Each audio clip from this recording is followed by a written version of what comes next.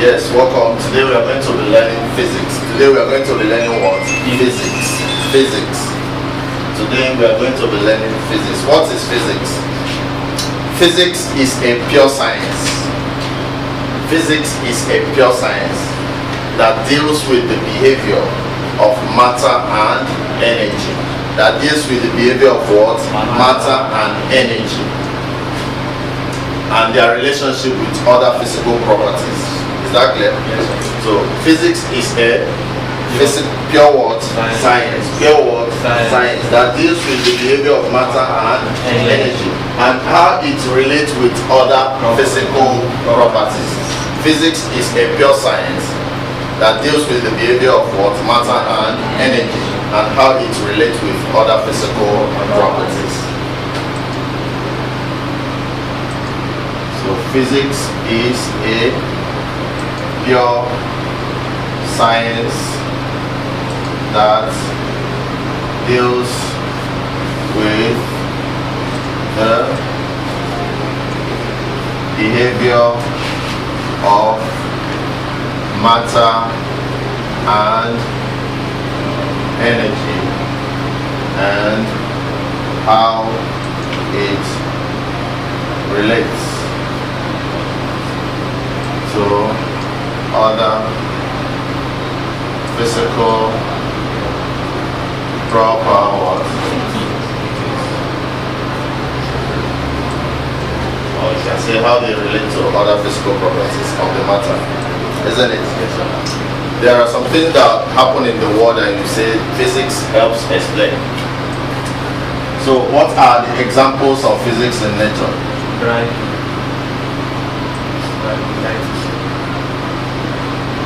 Examples of physics that we witness every day. Right. Number one is what?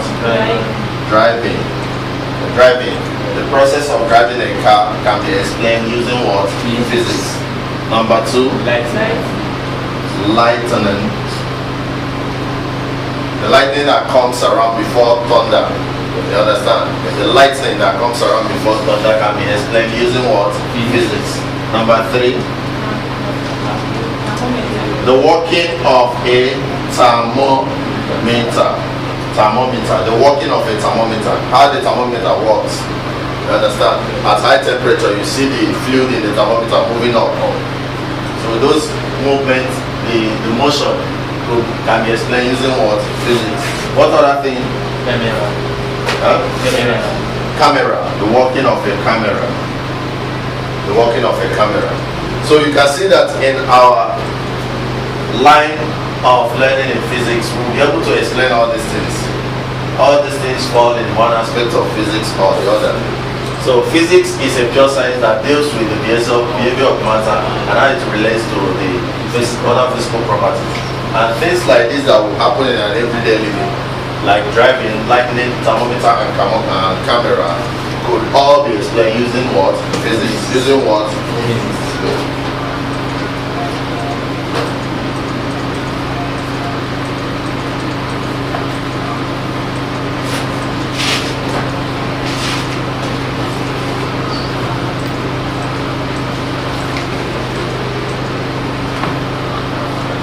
Now we are going to look at measurement.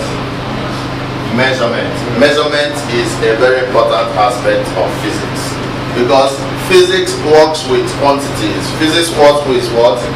Quantities. So all these quantities, you need to know their size. If you want to explain their behavior, you need to know their size, isn't it? If you say that something is very hot, how hot can that thing be? A boiling water that is very hot, can you use it to make tea? Or you can use the one that is mildly hot, isn't it? You can easily drink that one. So how do you know that the one that is mildly hot is not as hot as the one that is boiling? How do you know? Through what? Through what? You need to measure so that you know that this one is hotter than this one. That's how you can explain the properties of things or quantities. You need to measure to know the difference. Water that is cold and the one that is ice locked, two of them are not the same temperature, isn't it? So how do you know? How do you measure? If you're measuring temperature, you use thermometer, isn't it? So you can measure every other thing. So what do you measure? You measure quantities. What do you measure? You measure what? Quantities. You measure quantities. So this quantity can be length, it can be weight, it can be time, it can be any other thing. Is that clear? Is that clear? Yes. So we have two major quantities. Two major quantities. Physical quantities are measured to ascertain their size. Physical quantities are what? Measured to ascertain their size. You need to measure them. And there are two types of quantities.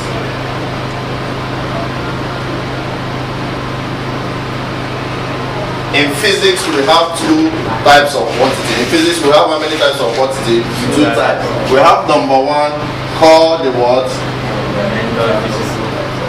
Fundamental physical quantities. You understand?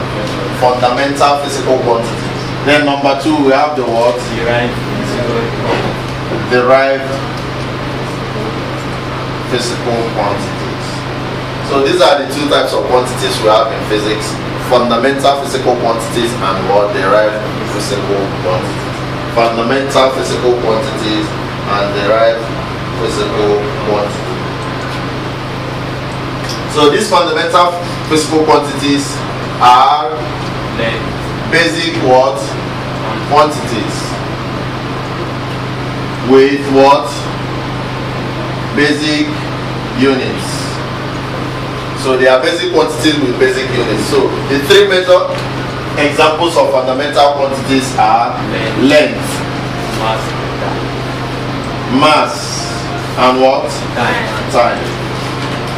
The three major fundamental quantities are what? Length, mass, and what? Time. Length, mass, and what? Time. So length is represented as L, isn't it? Yes. And it is measured in what? Seconds. Is it? Yes, sir. Mass is represented as what? M, and it's measured in what? Measured in what? Kg, kilogram. Time is represented as T, and it's measured in seconds. Seconds. This one is length is actually measured in what? Meters. M. Isn't it? So these are the three main fundamental quantities. Length is measure of distance from position A to what? B. This distance. That's length. Mass is a measure of the total quantity of matter in a substance, isn't it? Whereas time is the measure of what? Duration. Time is the measure of what? Duration. So the three fundamental quantities in physics are length, mass, and what? Time. Length, mass, and what? Time. But there are other fundamental quantities. What are the other fundamental quantities that we have? Apart from length, mass, and time. No.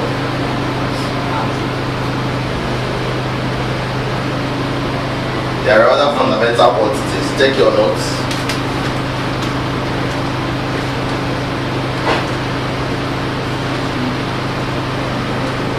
Electric current. Good. Electric current. Luminous intensity. Electric current is also fundamental quantity. Another one is what? Luminous intensity. Luminous density. Luminous density. Luminous density is another fundamental quantity. Another one is what? Amount of substance. Amount of substance. Amount of substance. Amount of substance, which is mole, right? Yes. So it's another fundamental quantity. What other fundamental quantity? Thermodynamics temperature.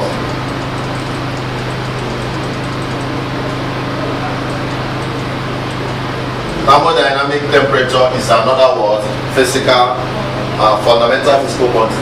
So we can say that the fundamental physical quantities are what? Length, Yes. mass, time, current, isn't it? Yes. Temperature, luminous density, and what? Amount of substance, mole. Yes. You understand? Those are the fundamental quantities. They are not gotten from other quantities, unlike the derived quantity. So we have two types of quantities in physics: fundamental quantities and what? Derived quantities. So what are derived quantities? These are quantities obtained combining two or more fundamental by combining two or more fundamental quantities by multiplication or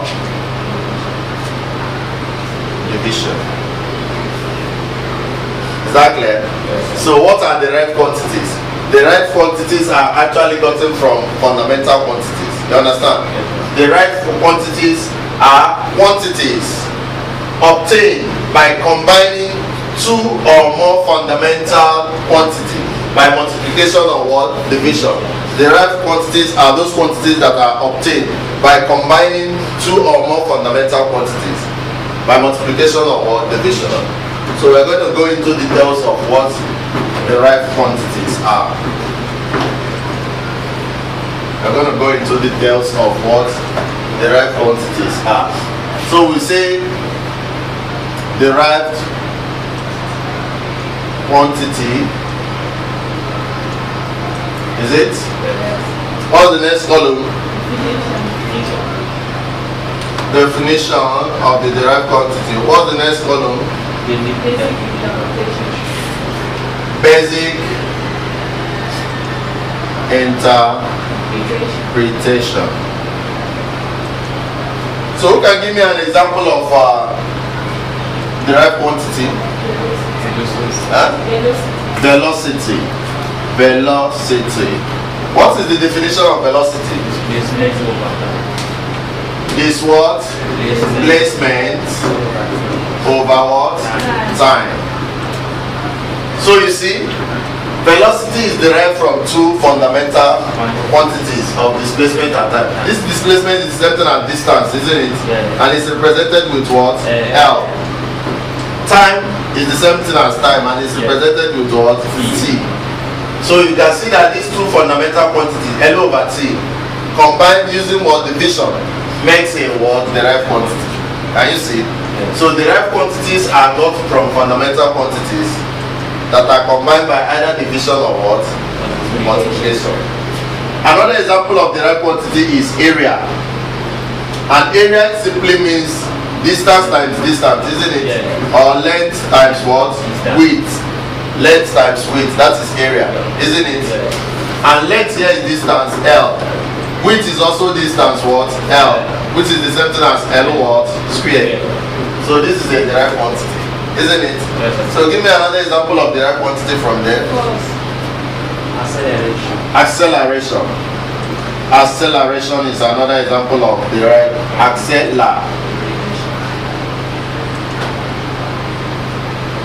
acceleration. I hope I got the spelling. Acceleration. Is it correct? Yeah. Acceleration. Yeah. Yes. You understand? Yes. So what is acceleration? Acceleration is what? Increase in velocity over time. Increase in velocity over time. Or you can say velocity, change in velocity over time. You understand? Yeah. And velocity, as we know, is already L over what? L over T, isn't it? Yeah. So divided by another what? T, isn't it? So this will give us what? L all over T squared. Is that clear? Yeah. So you see, this is a combination of basic quantities giving us a what? Fundamental quantity, acceleration. What other example of derived quantity do we have? Walk. Walk. Walk. I want us to go gradually from line to force. Force is another derived quantity. So what is force? What is the definition of force? Mass times acceleration. Mass times what? Acceleration. Is it? Yeah. Good. So if we are interpreting it in terms of dimensions, we have mass bar m times acceleration is what? L over what? T what? Square. Is it not this acceleration? So making this to be what? M L over what? T squared. So this is derived quantity, acceleration. What other derived quantity do we have? Work. So what's the definition of work? Force times distance. Force times what? Distance. Distance. You can see that one derived quantity is almost following from the other one, isn't it? Yes. Using their combinations. So what is force? We already know that force is m L over what? T T squared. Already. So times what? Distance, which is what? L. Giving us what? M L squared all over T squared. Isn't it? Yes. Which other derived quantity do we have? Energy. Energy, which is the same thing as work. But Speed. which other one? Speed. Speed is similar to velocity, isn't it? Yes. If we have speed here, what would be the definition of speed? Speed is what? Distance over time, which is also the same thing as L over what? T. It's just that the difference between velocity and speed is that while velocity is a what? Vector quantity, speed is a what? Scalar quantity. So velocity is displacement, which is movement in a specific direction. You understand? So this one has direction, whereas this one does not have direction. So vector quantities are those quantities that has both magnitude and what? Direction. Whereas scalar quantities are those quantities that have magnitude but no what? Direction. Is that clear? Yes. Is that clear? Yes. Good. So we'll stop this and we'll do further things later.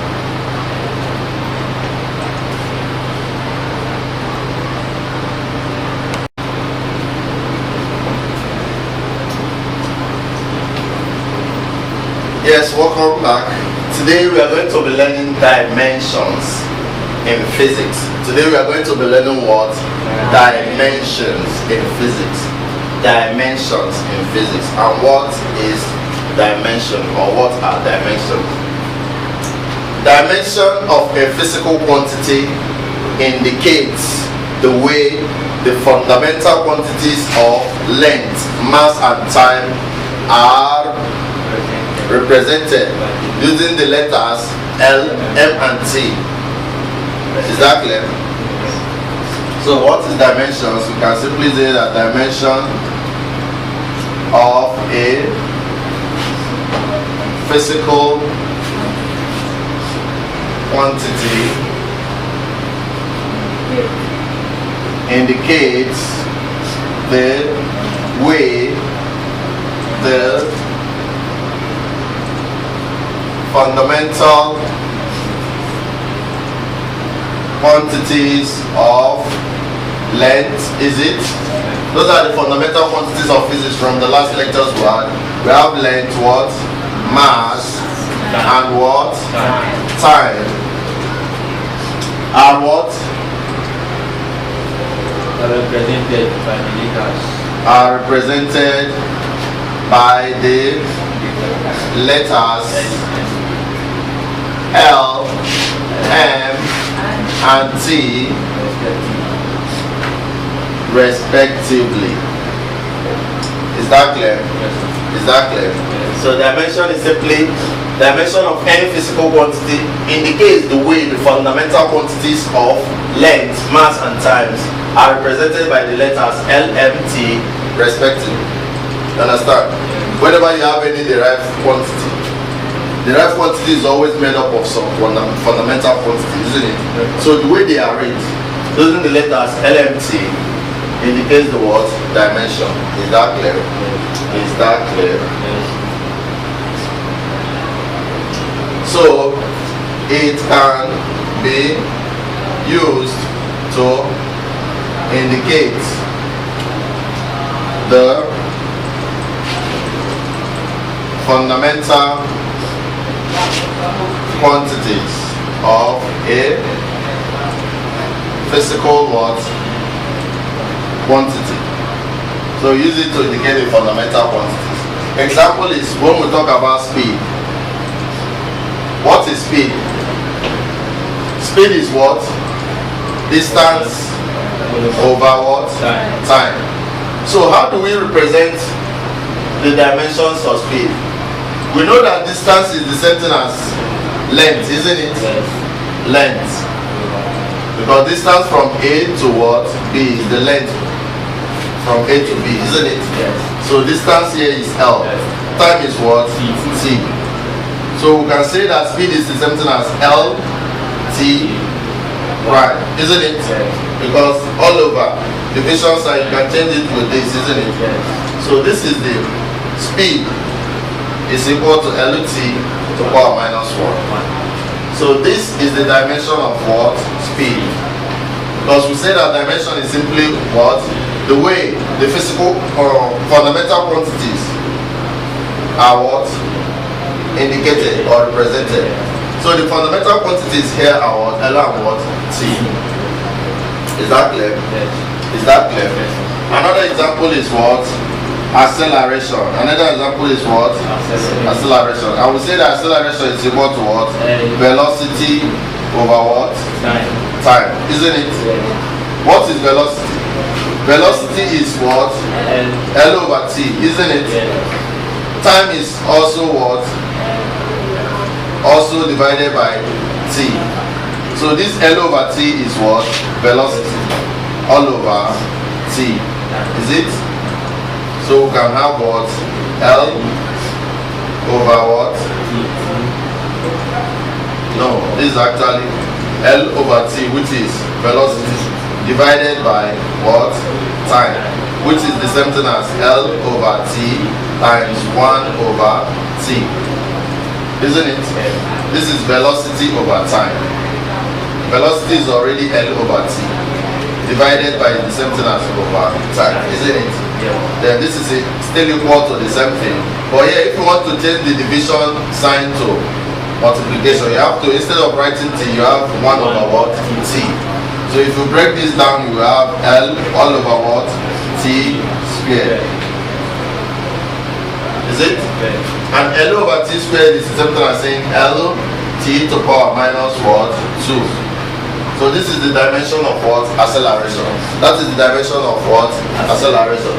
LT to power minus 2. Is it? Yes.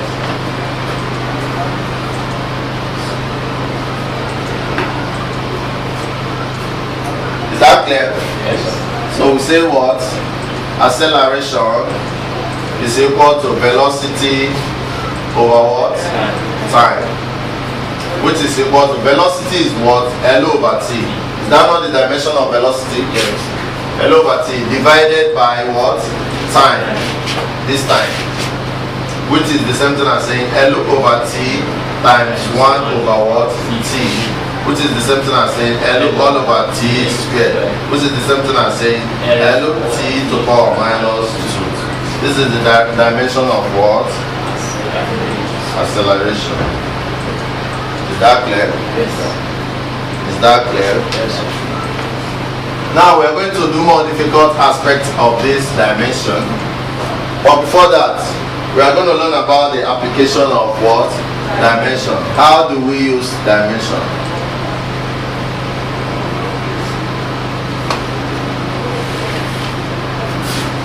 Application of what? Dimension. Application of dimension.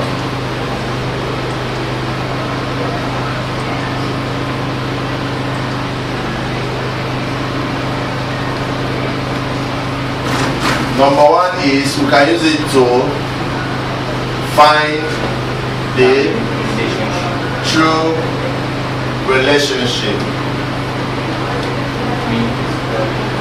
between what?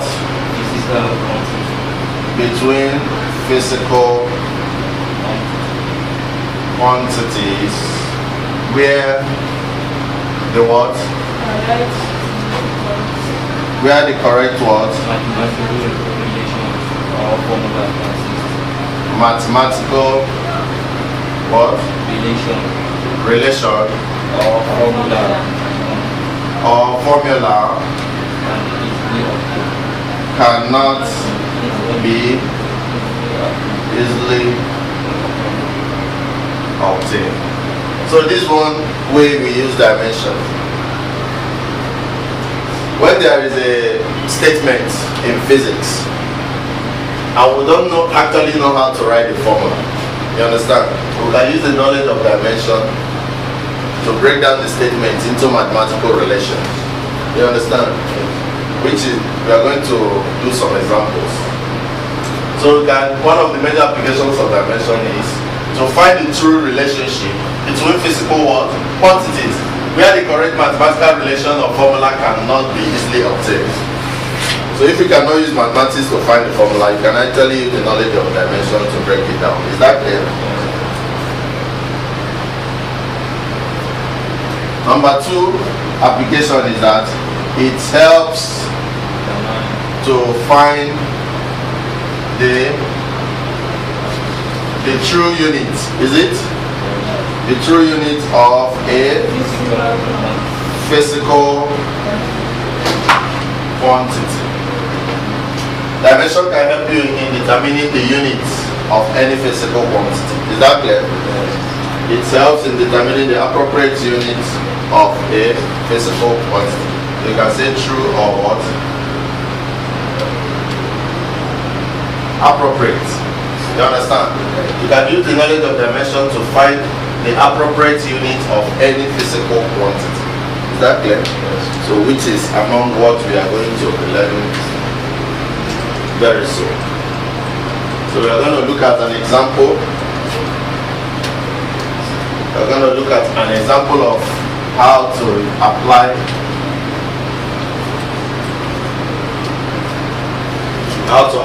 this dimension. So let's look at this example.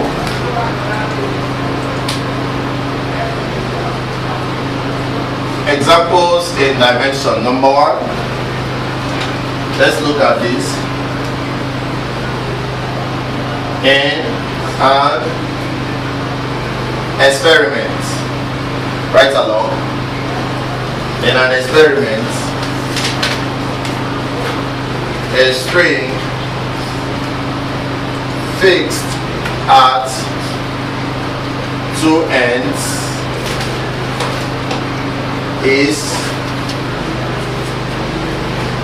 plucked. It would be seen to vibrate. The velocity v of the wave produced depends on the 1I tension F in the spring, 2 length L of the vibrating string, and number 3 is mass M.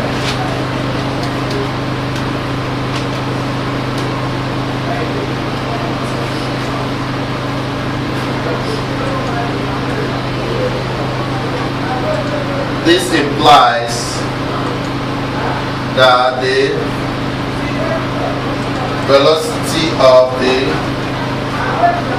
wave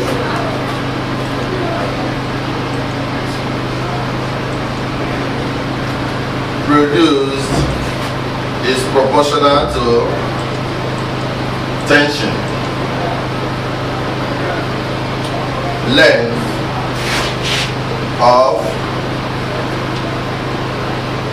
the string, and its mass.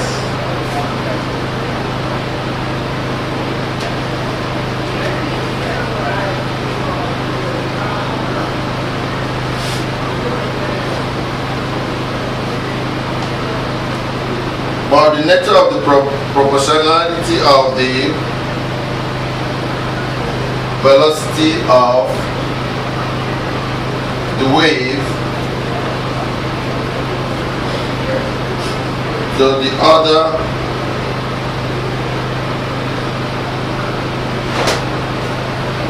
physical quantities are not easily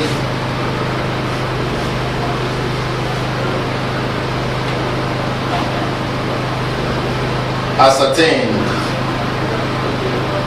except by the use of dimension. So we are going to use dimension to solve this.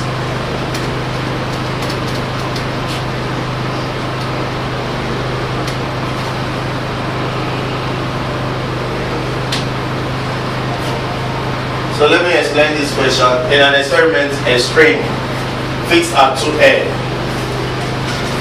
So when we have a string that is fixed at two ends, this is the string and it's fixed at two ends, A and B. It's plugged. You go and plug this string here. It will be seen to vibrate. Once you plug this string, the string will start vibrating, isn't it? It will start vibrating. The velocity V, is that clear? Of the wave produced depends on the what? It depends on the tension F, length L, and what? Mass M, is it not? So the velocity with which this will move will depend on the tension, the length of the wire, the mass of the wire, isn't it? But how do you know this relationship? You don't actually know the real mathematical equation. So you make some assumptions, you put that this is equal to K. Instead of saying that, you can say that the velocity is proportional to F, L, and M. But this is not a pure mathematical relation.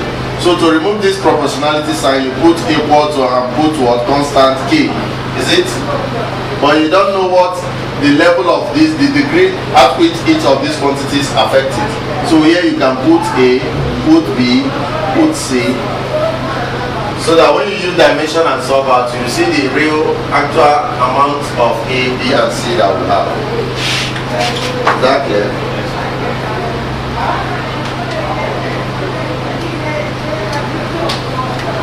So we are going to use dimension. We are going to use dimension to solve down this, to see the actual relationship between the velocity, the tension, the length, and the mass in this physics.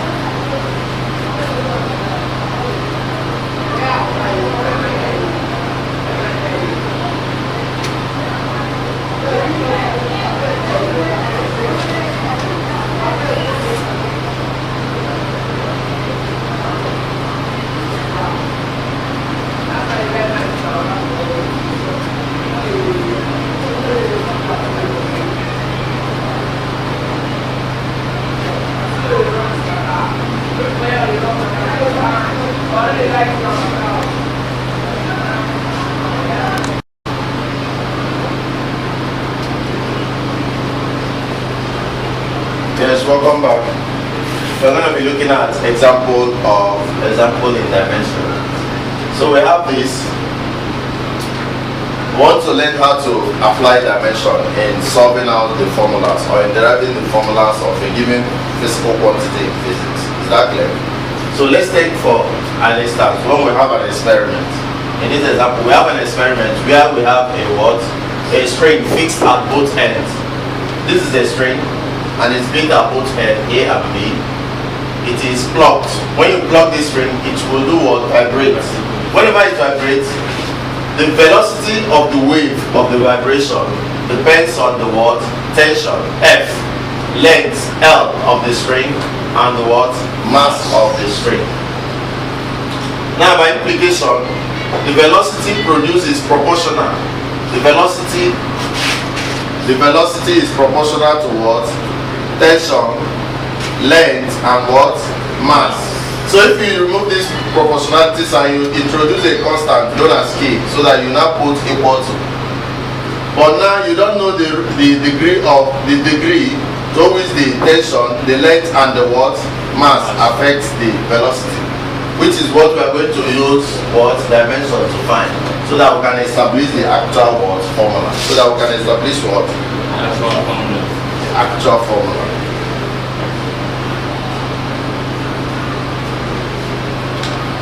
So from the statement, let's assume that we have, assuming V to be equal to constant of proportionality K, tension, length, mass, isn't it? Yes. But we don't know the degree, so we have A, we put A, we put B, and we put what? C. So let's call this equation 1. Is it? Yes. So we want to find the actual quantity. But we know that velocity is equal to what? What is velocity? LT minus 1. Is that not the dimension of velocity? Yes. The dimension of velocity is LT minus 1, isn't it? Yes. Now, force, tension. What is force is what? Mass times acceleration, which is MLT minus what? 2, isn't it? Yes. So this is force. The other thing there is what? L. Yes. We've written this, which is this, which is this. Then L. What is the dimension of L? L. L is L, isn't it? Yes. What's the dimension of this last one? M. M is also what? M. Is that clear? Yes. Is that clear? Yes.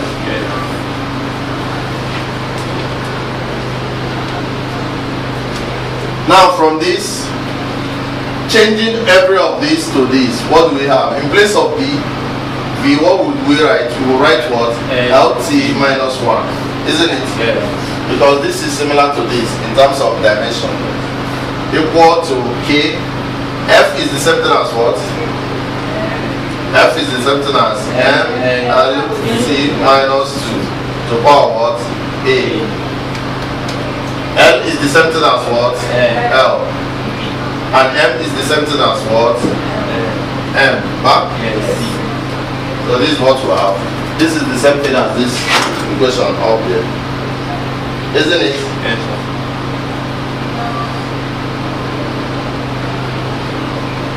Now we are going to equate the powers.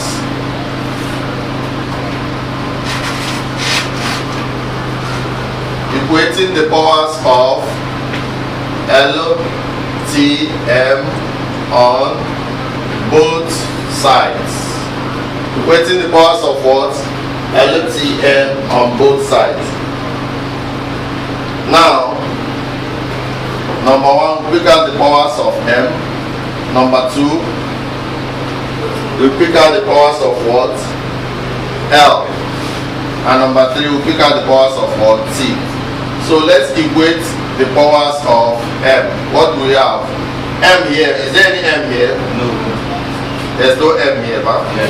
So what do we call it? If there is no M, what do we call it? Call it 0 equal to. Is there any M here? Yes. How many M? 1. Which is the power what? 2. A. Back? Yes. Then do you have another M? Is there any other M there? No. This is M to power A. This is another M to power what? C. Isn't it? Yes. Equating the powers of L. What do we have? Do you have any L here? Yes. So we have what? 1. Isn't it? Yes.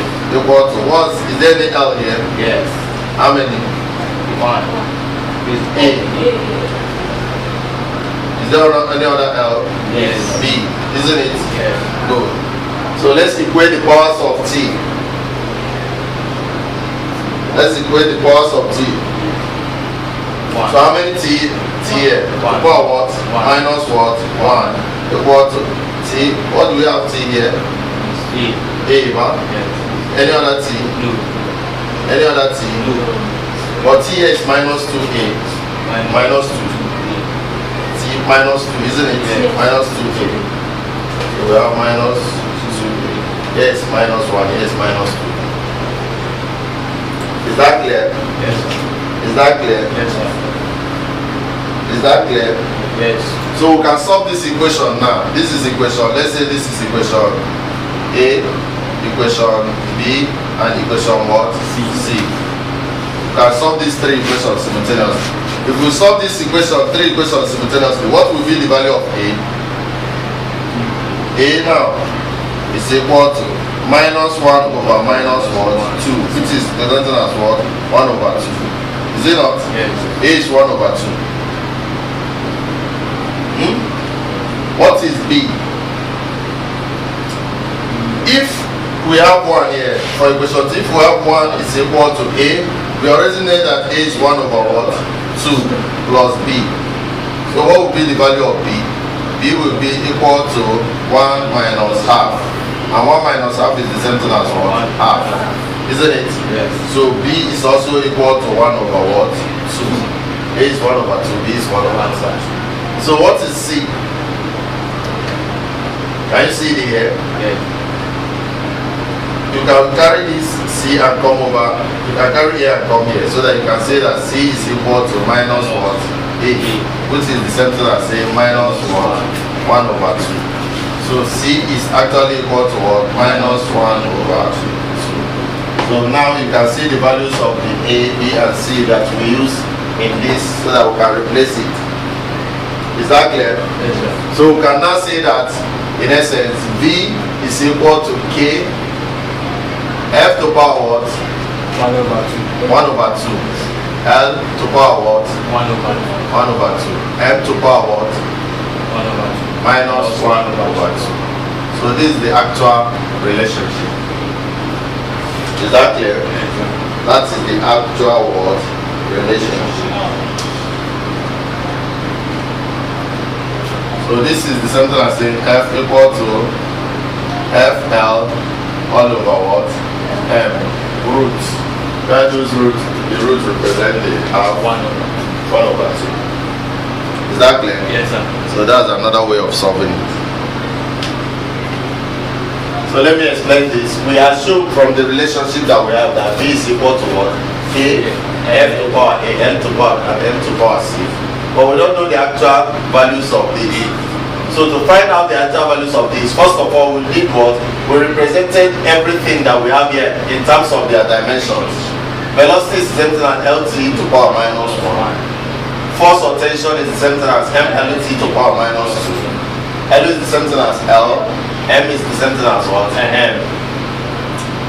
Is that clear? Yes. Now we'll rewrite this equation in terms of the what? Dimensions. Is that clear? Then now we equate the powers of L, T, M on both sides. So we'll start with M. What is the value of M, power of M on this side? 0. But what is the value of M, power of M on this side? We have M here to power what? A, which is here. M to power what? C. That's equation A, the first equation. Then for L, what is the power of L on this side? 1. 1. Isn't it? Yes. Equal to what is the power of L on this side? A. L to power A. So A. What is the value power here? B. B plus B. Then for the third one, T. What is the power of T here? Minus 1. Minus 1. What is the power of T here? Minus 2. Minus 2A. Is that clear? Yes. So we'll solve out this equation. If minus 1 is equal to minus 2A, A is the same thing as minus 1 over minus 2, which is half. If we take the value of A here, which is half, and put here, you see that B is the same thing as what? 1. Half. It's the same thing as half.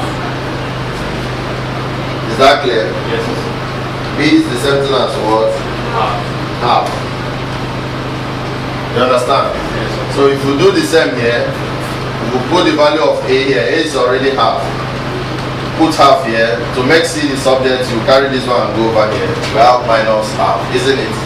So if you replace all those values, half, and minus half, here we have B equal to K to power what? Half. F half, L to power half, and M to power minus half. Is that clear? Yes, sir. Because have half all through, you can put it to be equal to what? Root fl what over what m. But you see that these ones are having half. That's why they are inside the what square root. So we now put k here. So making this the final what formula.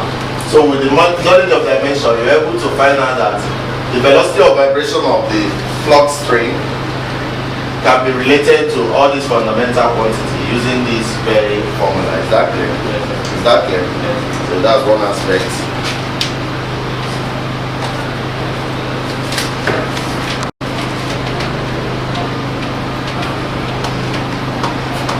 Hello, welcome. So we said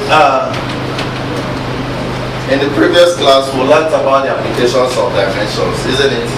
I would say that dimensions, we can use it to do two major things. Number one is that we can use dimension to find the physical relationship, the relationship between any physical quantity and the fundamental quantities, isn't it? So we can use it to find the relationship of physical quantities. You understand? In essence, we can use it to find the formula of a physical quantity. And that was what we learned in the last example we did. Today we are going to learn how to use dimension to find appropriate units of a physical quantity. To find the what? Appropriate unit of a physical quantity. That's one of the applications of dimension. We use it in finding the appropriate unit of a physical what? Quantity. So we are going to take this example. Determine the unit of force by using dimension. Example. Determine the unit of force by using dimension. So JAMB can ask you, which of the following is the unit of force? So using dimension, you can determine the unit of force. What is the SI unit for force? What's the SI unit for force? Isn't it Newton? Yes. So what is the arrangement of the units inside that Newton? How can you determine the unit of force by using dimension? That's what we're going to learn now. Is that clear? Yes. Solution. By definition, what is force? Mass times. Force is equal to what? Mass times what? Acceleration. So we want to use dimension to find the units of force. So force is equal to what? Mass times what? Acceleration. Force is equal to mass times acceleration. This is the same thing as saying mass times acceleration is what? Change in velocity, isn't it? Yes. All over what? Time. That is acceleration. So what is the dimension of velocity? The dimension of velocity is what? Length, Time. which is distance, T. Time. all over what? T. T, which is the same thing as LT to power minus 1, isn't it? Yeah. So representing everything here in terms of dimension, force is equal to what? Mass. What is the dimension of mass? N. It's the same as what? M, isn't it? Yes. So force is equal to mass times acceleration, which is the same thing as saying mass times change in velocity over time. So force is equal to mass, and the dimension of mass is what? M, isn't it? Yes. Times what? Change in velocity over what? Time. Change in velocity over what? Time. And change in velocity is already LT over 1. LT to power minus 1, isn't it? Yes. All over another what? Time. Which makes it what? M L T to power 1 all over what? T.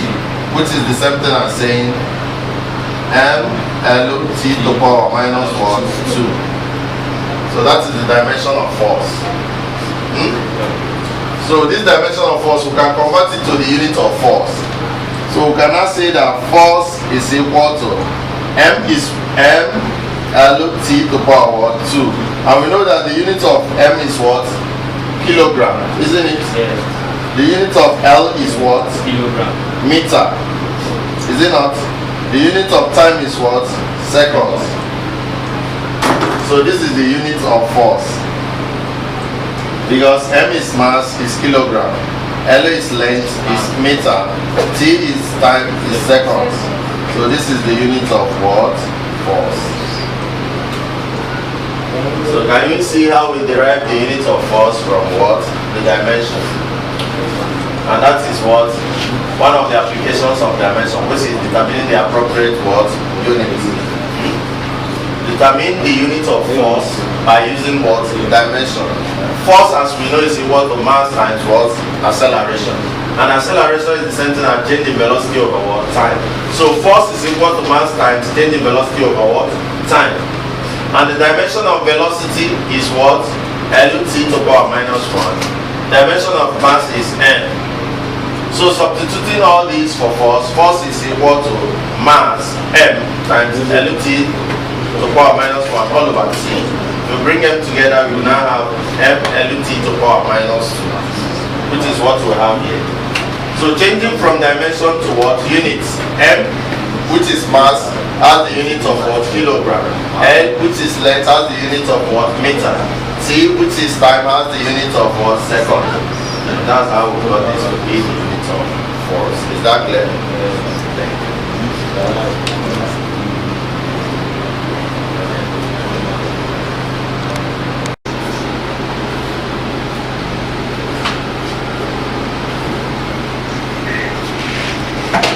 Yes, welcome.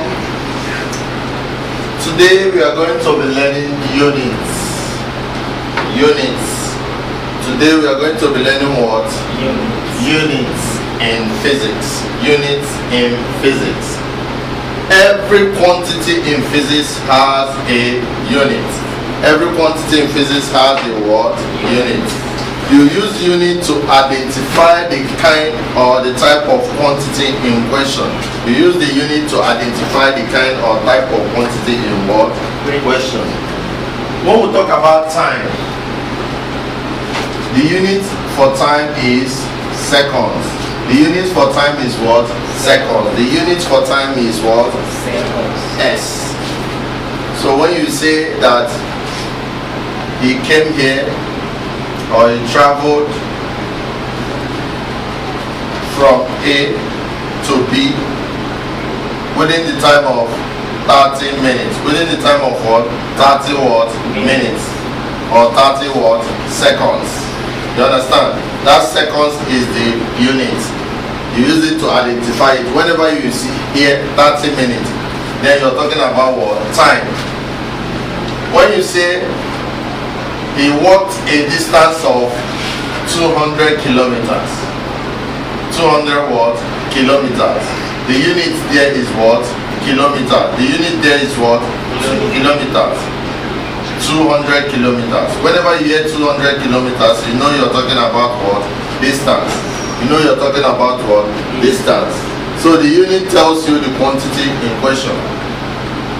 If the unit is seconds, what quantity are you discussing about?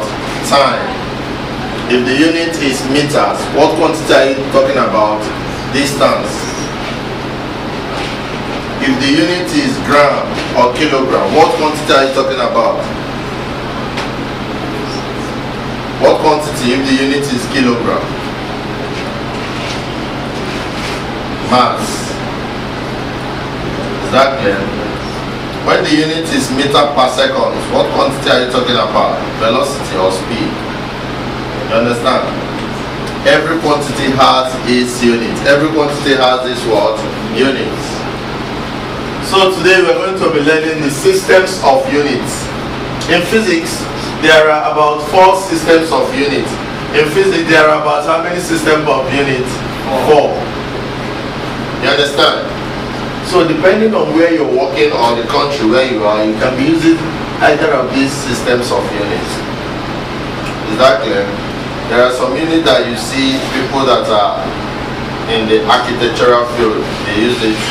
Engineers, they use their own. You understand? But these are the basic four. These are the four systems of units that we have.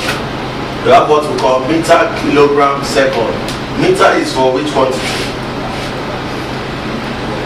Length. Kilogram is for which quantity? Mass. Second is for which quantity? Time. You understand? And you know we say that the basic quantities are length, mass and what? Time. LMT. Is it not? That's what we did when we are still in dimensions. So one major system of units is the meter, kilogram, second. In short from MKS. Where M is what? Meter, K is kilogram, S is what? Second. Another system of units is the Gaussian system that has centimeter, gram, second. Centimeter, gram, what? Second. CGS. That's another system of units. Then we have another system of known as the British engineering unit that uses foot-pound system. That uses what? Foot-pound system. That's another system of unit. And finally, we have the generally accepted unit, which is the unit that science use. The generally what? Accepted unit, which is the unit that is used all over the world by science, known as the what? SI what? Unit. SI what? Unit. SI unit. This SI stands for System International. You understand? System International. System International. SI. System International, the unit. SI unit. That's the full meaning of SI unit. System International, the unit. That is the generally accepted word system of units that is used everywhere in the world. You understand? So you can use either of these system units. You can use meter, kilogram, second, MKS. You can use the Gaussian. You can use the British engineering unit of foot-pound system. You can also use the SI unit. But the one that everybody is using is the word SI unit. That is generally so if you go to France, you go to the United States of America, you go to Britain, everybody try to use the System International, the unit. In that way you understand every quantity because the systems are uniform everywhere in the world. You understand? The British engineering unit is majorly used in Britain. You understand? But what if you go to America or you go to France? Will they be able to understand what the unit is? That's why we have this general unit. System International, the unit. Every country understands it, and that's what we are using. Is that clear? Types of units of measurement. Types of units of measurement. We have two types of units. We have the fundamental unit and the what? Derived units. We have the fundamental unit and the what? Derived unit. Those are the two types of units. And fundamental units are units from which other units can be obtained. Units from which other units can be what? Obtained. And those units are M, standing for what? Meter, isn't it? Then S, standing for what? Seconds. And what? What was the last one? Huh? M. L. No. No. The three basic quantities are length, time and what? Length, time and what? Length, time and mass. Those are the three. So for length is meter, for time is seconds, then for mass is what? Kg, kilogram. Is that clear? So these three are the three basic units. Meter, seconds and what? Kilogram. Then we are going to be learning the derived units, how they are derived. Is this clear? Good.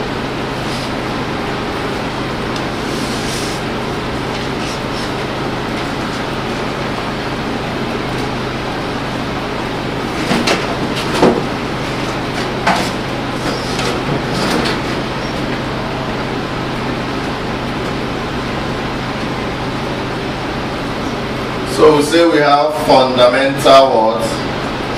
Fundamental what? Units. Then we have what? Derived what? Units. Fundamental and derived units. Those are the two units that we have in physics. In physics, the two units we have are the fundamental and the what? Derived unit. Fundamental and derived unit. So here we have the quantity to be measured. Then here we have the measurement units. Measurement units. That's the units that it is measured in. Measurement unit. Then here we have the what? Symbol. Here we have the symbol.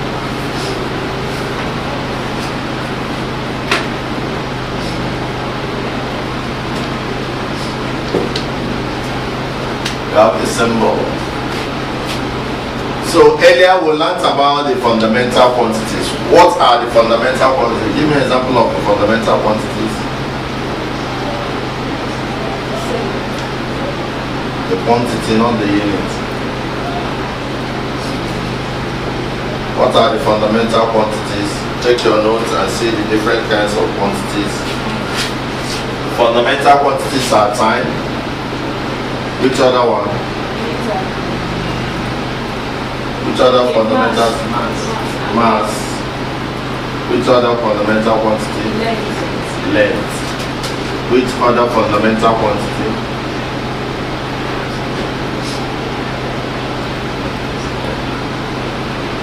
Which other fundamental quantity?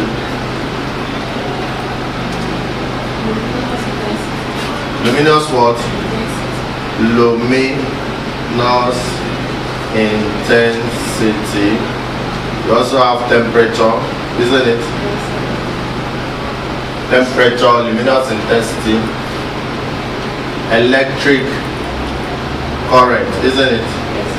Now, these are the fundamental quantities. And I told you that every quantity has a unit.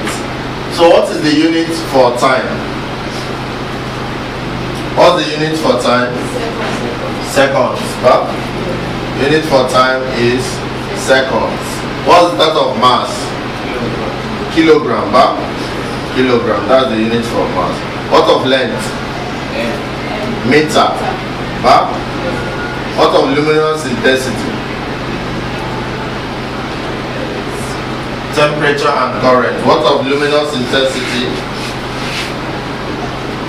Luminous intensity is candela. Is what? Candela. Luminous intensity is what? Candela. Is what? Candela. What of temperature? Kelvin. Temperature is what? Kelvin. What of electric current? Ampere. Electric current is what? Electric current is what? Ampere. So what's the symbol for seconds? S. What's the symbol for kilogram? What's the symbol for meter? What's the symbol for candela? CD. What's the symbol for Kelvin? What's the symbol for ampere? So those are the symbols. So these symbols are normally what we use in mathematical representations. You understand? If you want to say a time of 10 what? Seconds. This is time, is it not? This is what? Time. Time of what? 10 seconds. Showing us the magnitude of the time and the units. The unit is in seconds. Is that clear? So this is what we are learning. The unit, this second part. The units. You know, we also have one other fundamental quantity. What's the name of that fundamental quantity? One remaining fundamental quantity. Temperature, we've already mentioned that. Amount of substance, that's the last one. Amount of substance. And what's the measurement unit? Mole. Represented as what? M. Is that clear? Is that clear? Is that clear?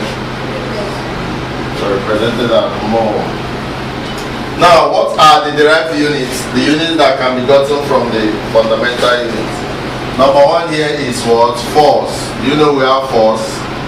Force is a derived unit. What other example of derived unit do we have? Acceleration. Yeah, acceleration, work, density, acceleration,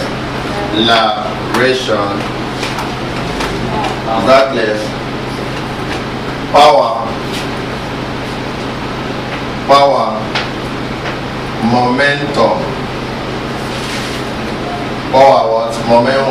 momentum. Then we also have electric charge. We also have what? Electric charge. Who can tell me the SI unit for force? What's the SI unit for force? The SI unit for force is Newton. Is that clear? The SI unit for force is Newton. What's the SI unit for work? Joules. Good. Joules. Very, very important. It comes out in JAMB from time to time. Make sure you learn them. Joules. What's the SI unit for density? Density is, the SI unit is kilogram per meter cube. Kilogram per meter cube. The SI unit for density is kilogram per meter cube. Kilogram per meter was cube. What's the SI unit for acceleration?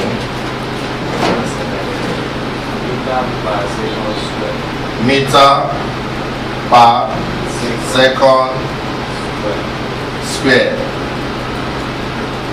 Meter per second was square. What's the SI unit for power?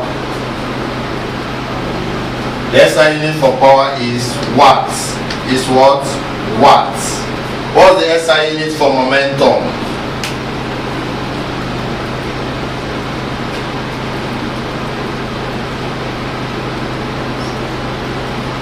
Momentum is Newton second. Newton second. What's the SI unit for electric charge? What's the SI unit for electric charge? Coulomb. The SI unit for electric charge is what? Coulomb. So the SI unit for force is Newton, represented as N. Represented as what? N. The SI unit for work is joules, represented by J. The SI unit for density is kilogram per meter cube, represented by kg per meter cube. Is that clear? What's the SI unit for acceleration? Meter per second square. M per second square. What's the SI unit for power? Watts. What's the SI unit for momentum? Newton seconds. What's the SI unit for electric charge? Coulomb. Is that clear?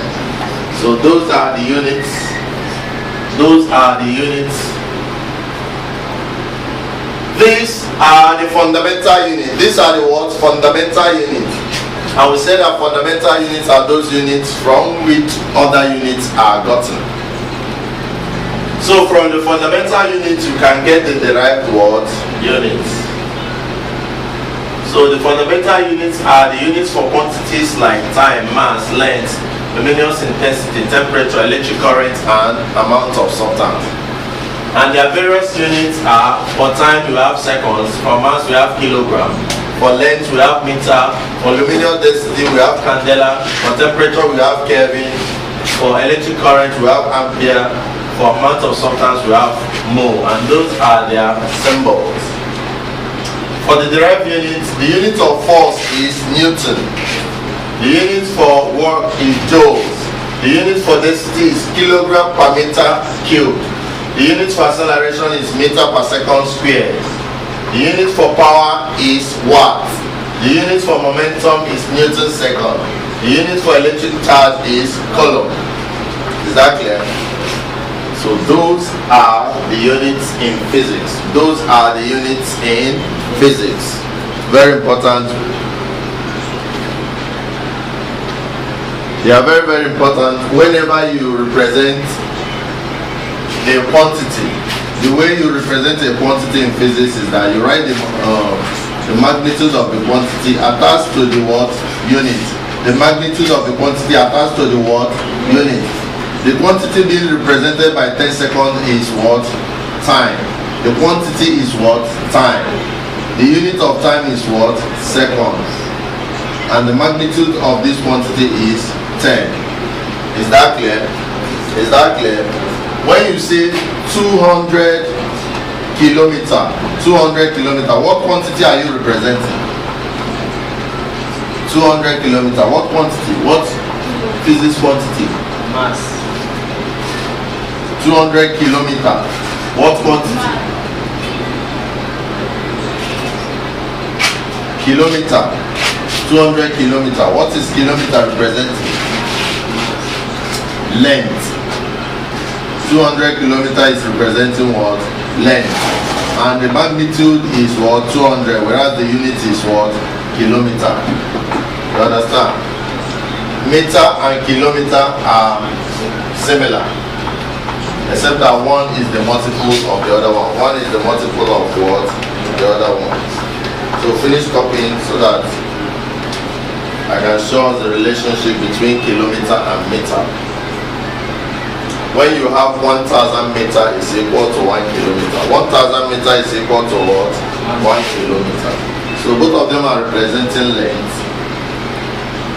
but in different ways.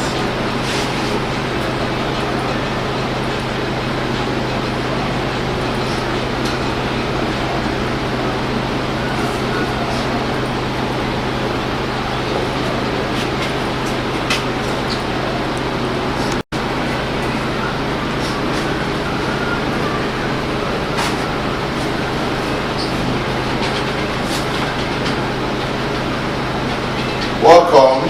Today we are going to be learning common multiples and submultiple factors. Common multiples and submultiple factors for units. For what? Units. For units. In the previous class I told you that both meter and kilometer represents length.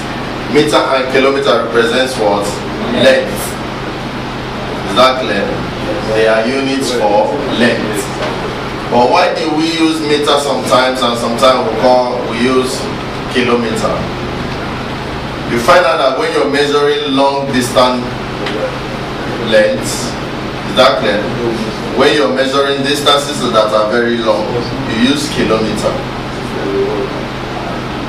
But when you're looking at distances that are shorter, you use meter. You can even use centimeter when it's even shorter, millimeter when it's even shorter than normal. Is that clear?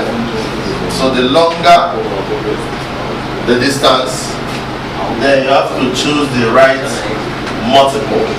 You understand? Or submultiple for such distances or for such quantities. Is that clear? Now we have multiples. Whenever you have something like 1,000, 10 to the power 3 is the same thing as 1,000, isn't it? 10 to the power 3 is the same thing as what? The same thing as 1,000. So when you have 1,000 meter, instead of calling it 1,000 meter, you can call it 1 kilometer. Is that clear? You use the prefix kilo. 1 kilometer instead of saying 1,000 meter. 1,000 meter is the same thing as what? 1 kilometer. If you have 10 to the power 6, which is million, you understand? 1 million meter. You can simply call it 1 megameter, isn't it? Or you call it 1,000 kilometer. So when it is to power 9, you call it gigameter. When it is to power 10, you call it what? Tera. Now if the distances are shorter, you understand? you use what we call sub-multiple factors. Is that clear? If it is shorter by just 10, as 10 to the power minus 1, we call it deci. If it is shorter by 10 to the power 2, which is 100, we use what? Centi. That means you're dividing the number by 100, isn't it? If it is up to power 3, we use what? Milli. And these are their various abbreviations. For kilometer is what? K. Kilometer is what? K. Mega is M. Giga is G. Tera is what? T. Is that clear? So instead of saying 1,000 meter is similar to saying what? 1 what? Kilometer. Because this kilo simply means what? 10 to the power what? 3. So if you remove the kilo, you still have 10 to the power 3 meter, which is the same thing as the 1,000 meter. Is that clear? Then mega is the same thing as what? 10 to the power what? 6. Giga is the same thing as 10 to the power what? 9. Tera is the same thing as 10 to the power what? 12. So in essence, if we have 10,000 meter, is this similar to what? What quantity? Is this 10,000 meter similar to? Using other multiples. You can say it's the same thing as 10 kilometer, isn't it? Where this kilo is representing the what? The 3 zeros. Because 10 to the power 3 is similar to what? 1 what? Kilometer. Isn't it? So that's where we utilize multiples. That's why we utilize what? Multiples. We make the arithmetic to be easier for us to understand. We make the arithmetic to be what? Easier for us to understand.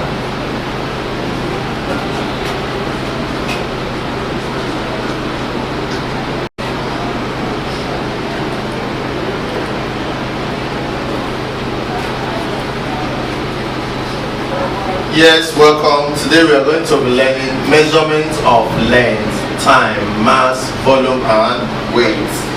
Measurement of what? Length, time, mass, volume and weight. That is what we are going to be learning today. How to measure these quantities. So number one, we take the measurement of what? Length. How do you measure length? If we want to measure the distance between Lagos and Abuja, how can you measure? If you want to measure the distance between my head and my foot, how can I measure the distance? If you want to measure the length of my hand, how can you measure it? If you want to measure the length of this whiteboard marker, how do you measure it? You understand? You know that you cannot use the same instrument to measure these different lengths. Exactly. So how do we measure length? Length can be measured using any of the following. Using any of the following instruments. Length can be measured using any of the following instruments. Number one is what we call the meter rule. Number one is what we call the what? Meter rule. We can use the meter rule. You understand? To measure. What is a meter rule? The one you use in the class to draw lines, isn't it? You can use meter rule to measure length. Number two, we can use what we call tape rule. We can use what we call what? Tape rule. We can use tape rule to measure distance. Tape rule. The one they use, the people that sew clothes, but they tell us they use tape rule. Then we can also use what we call calipers. We can also use what we call what? Calipers. And fourthly, we can use what we call micrometer screw gauge. We can use what we call what? Micrometer screw gauge. So we can use any of these instruments to measure length. You can use meter rule, tape rule, calipers, or micrometer screw gauge, or micrometer what? Screw gauge. So we can use any of these to measure length. Now, if you want to measure the length of the distance between my head and my foot, you understand? You cannot use a micrometer screw gauge because it's a very small instrument. You cannot use calipers because calipers is a small instrument. If you are using meter rule, you measure here first, put here again, put here before you collect. But if you use a tape rule, you can easily use the tape rule to measure, isn't it? So the instrument that you use depends on the distance or the size or the level of accuracy of the measurement being taken. Is that clear? Yes. Now, in measuring length,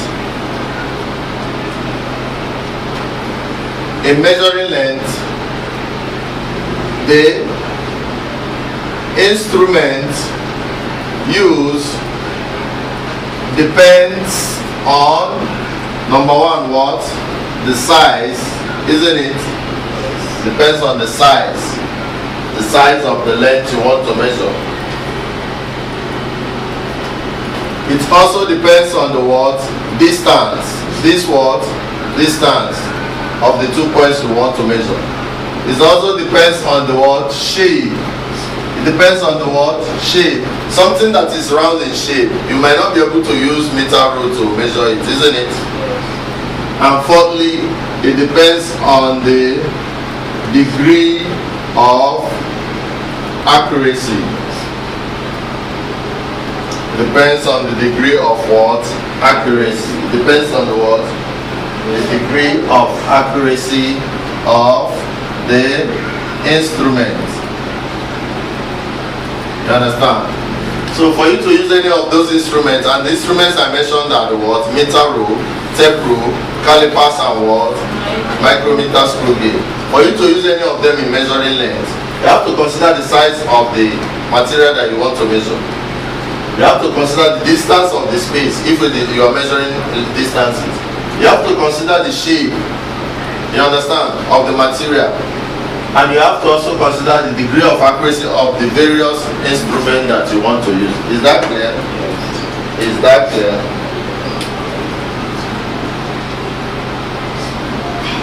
Now, the units of measurement of length is what? Meter. Is what? Meter. The unit of measurement of length is meter. The unit of measurement of length is what? Meter.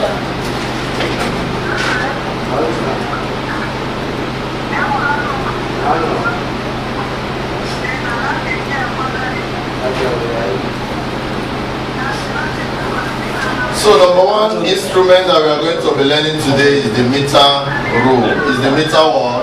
Rule. We say that other instruments for measuring length are what?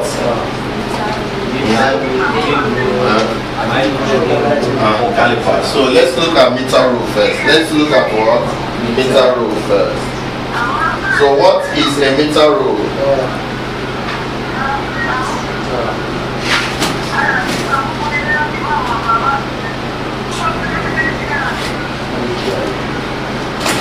So what is a meter rule? A meter rule is a standard. A meter rule is a what? Standard solid instrument. A meter rule is a standard solid instrument. A meter rule is a standard solid instrument. Either made of wood, glass, either made of what? Wood. It's either made of wood, either made of wood, plastic, or still. Graduated in centimeters. It is graduated in what? Centimeters. Graduated in centimeters.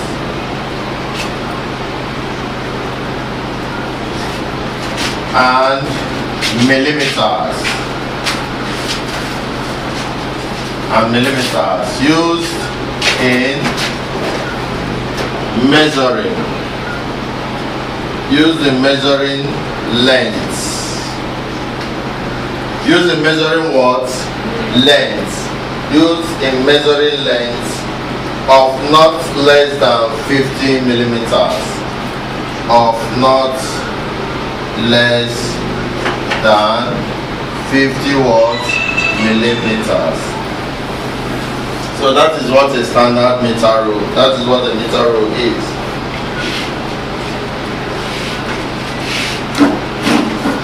That is what a meter rule is. That is what a meter rule is. A meter rule is a what? Standard solid. It's a what? Standard solid instrument. Standard solid instrument. A meter rule is a standard solid what? Instrument. This is the way your ruler is now. And you know that your ruler is either made up of wood. In secondary school, you used to use rulers that are made of wood or plastic, that white plastic that looks like glass, but it's actually plastic. Or steel. There are some rulers that are made of steel, isn't it? So we say that a meter rule is a standard solid instrument, either made of wood, plastic, or steel. Graduated in what? Centimeters. Graduated in what? Centimeters. And what? Millimeters. And what? Millimeters. That's where the ruler is, isn't it? They'll come here and write maybe 15, here 30. You understand? The bigger ones are in cm, the smaller ones are in millimeter, isn't it? Graduated in what? Centimeter and what? Millimeter. Used in measuring length not less than what? 50 mm. If the length is too small, if it is less than, you will now start using calipers, is it not? If it is lesser, you use micrometer what? Screw gauge. Is that clear? So a meter rule is a standard solid instrument, either made of wood, plastic, steel, graduated in centimeters and millimeters, used in measuring length of not less than what? 50 what? Millimeter. Is that clear? Is that clear? When you are using a meter rule, you normally encounter some error, and there are two errors.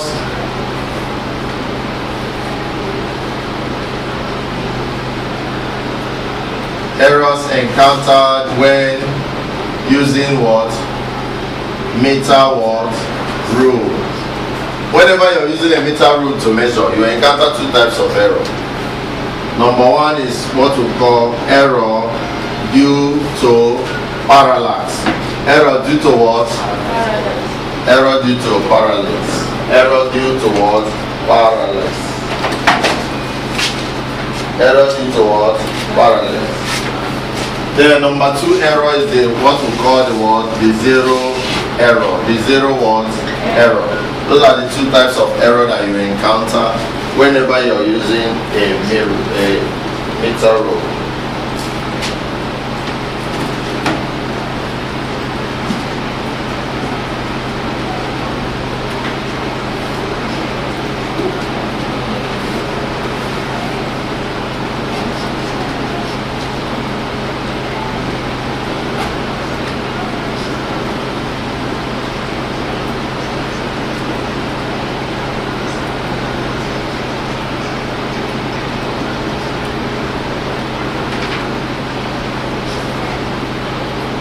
Are we together on this? So, error due to parallax is the error that you witness because of the way you're looking, the direction from which you're looking at the measurement. You understand? If you're taking a measurement of, let's say, the length of this whiteboard marker, when you place your ruler, you have to look directly, you understand, on the ruler. If you go and look from this angle or from this angle, you will get error due to parallax. You understand? So error due to parallax has to do with the direction from which you're looking at you're taking your reading from. Is that clear? Then error, zero error is when the meter row is damaged. Let's say the meter row is broke from one side, so you might not be able to know the actual distance. Call it what? Zero error. Whenever the ruler is broken from maybe the start of the ruler. Is that clear? So you need to know the amount of space or length that has been taken off, so that you add it up to avoid this zero error. Then error due to parallax, like I told you, you have to do what? Look directly on the point you're taking the reading. Look directly. Don't look at an angle. You understand? If you look from an angle, you may not get what you want. So error due to parallax and what? Zero what? And zero what? Error. And zero what? Error. Then what about tape rule? What about tape rule? What about what? Tape rule. We talked about meter rule, you understand? Tape rule is when measuring. When do we use a tape rule? When measuring what? Longer what? Distances. Longer what? Longer distances or length. Longer distances or length. Like I told you, if you want to measure the length of this, you use a meter rule. But what if you want to measure, like tell us that so close, you want to measure my own length, you need to use what? Tape rule. You understand? This is the shape of a tape rule. You know what a tape rule is, isn't it? You understand? It is also graduated. It is also done what? Graduated in meters, centimeters. There are some tape rules that are graduated in feet and foot, isn't it? Isn't it? Yes. So let me try and bring the tape rule for us to see. And the meter rule.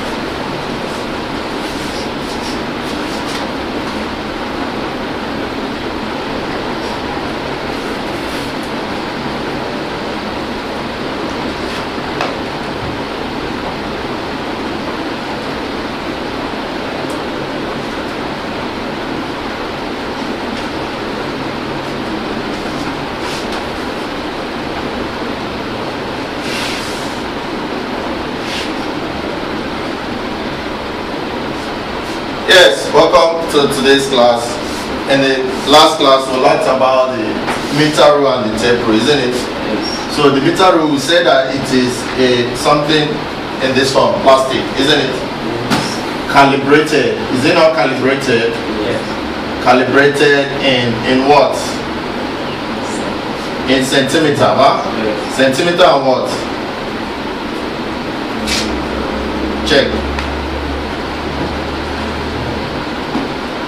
Centimeter and millimeter. That's what the tape rule is calibrated in, isn't it? Yeah. And it's from 1 to what? 30. Each meter rule is 130 cm, isn't it? Yes, sir. Then we have the what? The tape rule that is what? Longer, for measuring longer distances, isn't it? That is also calibrated.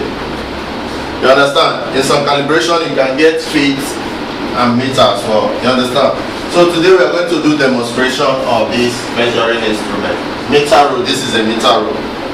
Is that clear? This is an example of a meter rule. This is a plastic, white transparent plastic, is it not? It is calibrated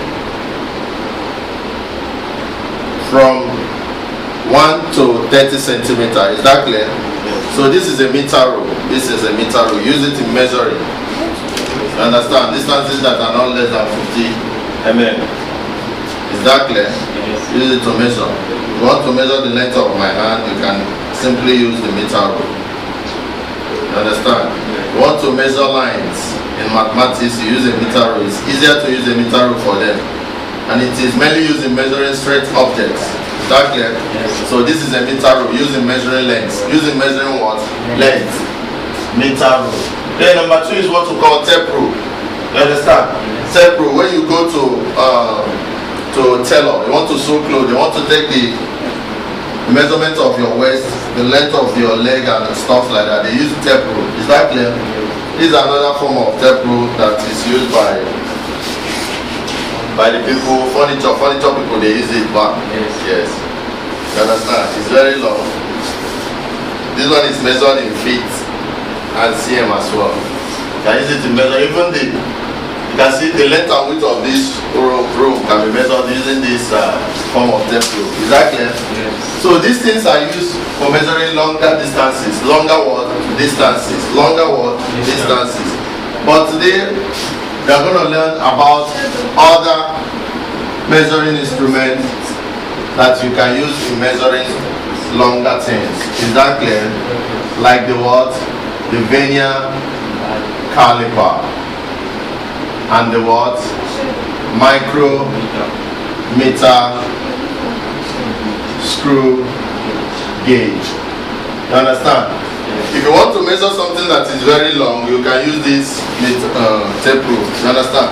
Something that is shorter than longer, you can use this one. But if you want to measure something that is even shorter than length of this, you can use vernier caliper. And if you want to measure something that is very tiny, like that needle, you use micrometer or screw gauge. Is that clear?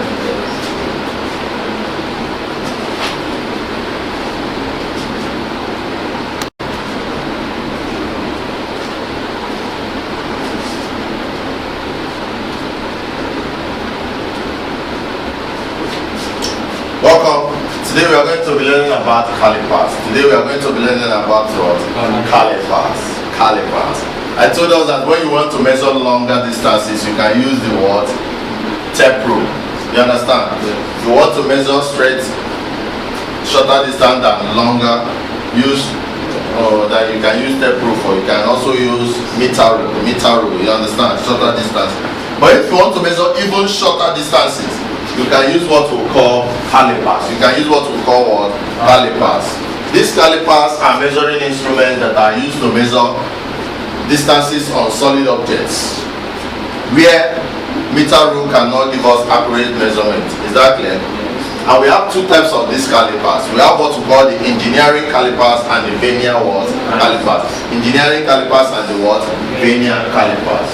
So now we can say that calipers are used in measuring distances on solid objects where meter rule cannot give accurate measurement. Is that clear? Yes. So where you use a meter rule, you know meter rules are graduated in centimeters, isn't it? Yes. And sometimes feet. But if you need measurements in even smaller precision, measurement of high precision, you understand?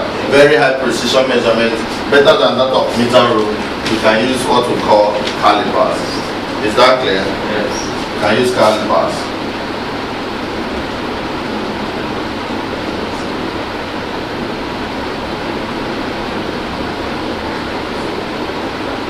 Types of calipers. Like I told us, we have how many types of calipers? 2 types of calipers. 2 types, huh? Number 1 is what we call the engineers calipers, and number 2 is what we call the what? Vernier or what? Sliding calipers. These are the 2 types of calipers we have: vernier calipers or sliding what? Calipers. Vernier calipers or sliding calipers. So now we look at them one by one. Number 1 is what we call the what? Engineers calipers. In JAMB normally asks questions of vernier calipers, exactly, not engineers calipers. So we're not going to waste time on the engineers calipers, but we'll waste more time on it.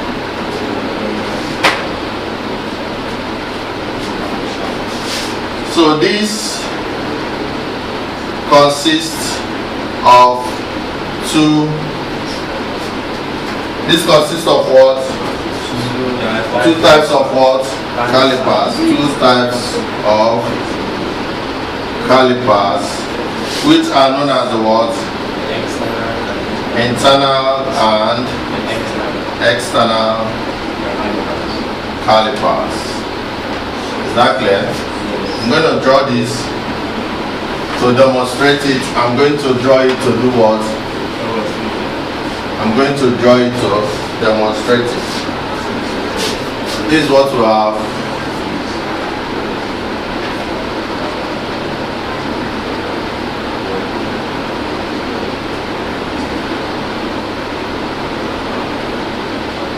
Is that clear? Then you have what you are measuring inside it. Is that clear? Is that clear? So this is an example of what? External. You understand? This is an external caliper. This is the caliper. This is what you're measuring. You want to measure the outer diameter of this thing. Could be a pipe. You understand? You know a pipe, a circular pipe, a round pipe. I want to demonstrate it. Something like this. You want to measure the distance between here and here. You understand? You can use an external caliper to hold it. You understand? From there you measure. Once you measure the length, the distance, you bring it out like this and put it on a ruler and measure the distance. Is that clear? So if you get something like this, this is the external caliper. This is the diagram of an external caliper. This is the way it is.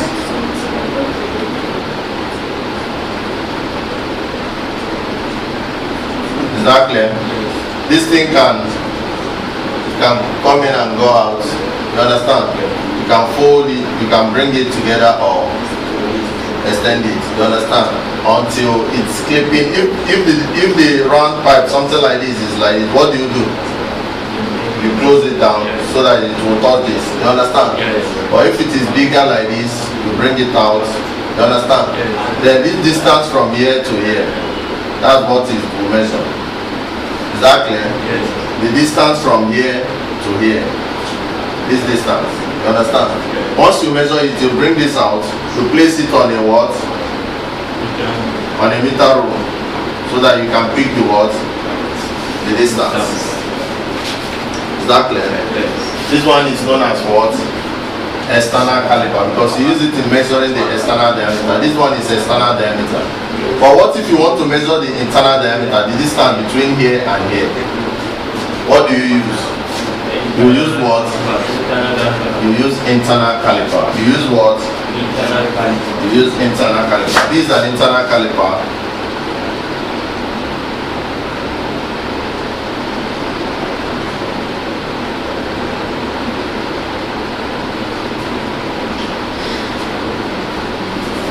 Is that clear? This is an example of an what? Internal caliper. Use it in measuring the, let's say, the internal diameter of something. Maybe something like this.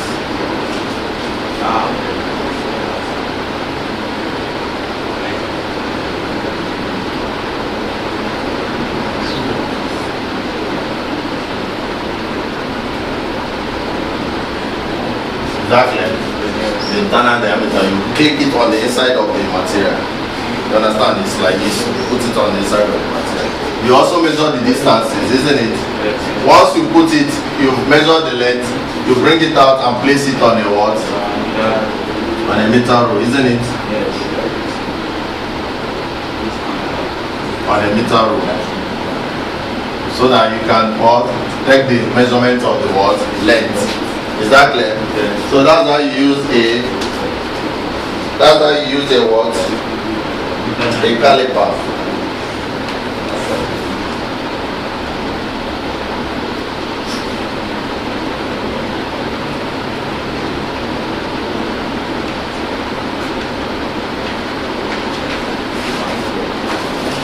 Is that clear? Yes. So both of them have jaws. These are jaws that can be hinged into the internal surface. So you use these internal calipers to measure what? Internal surfaces. To measure what? Internal surface. Use it to measure internal surfaces, like inside of a pipe. Is that clear? Yes. Or the outside of the pipe, you use external calipers to measure it. Is that clear? Yes.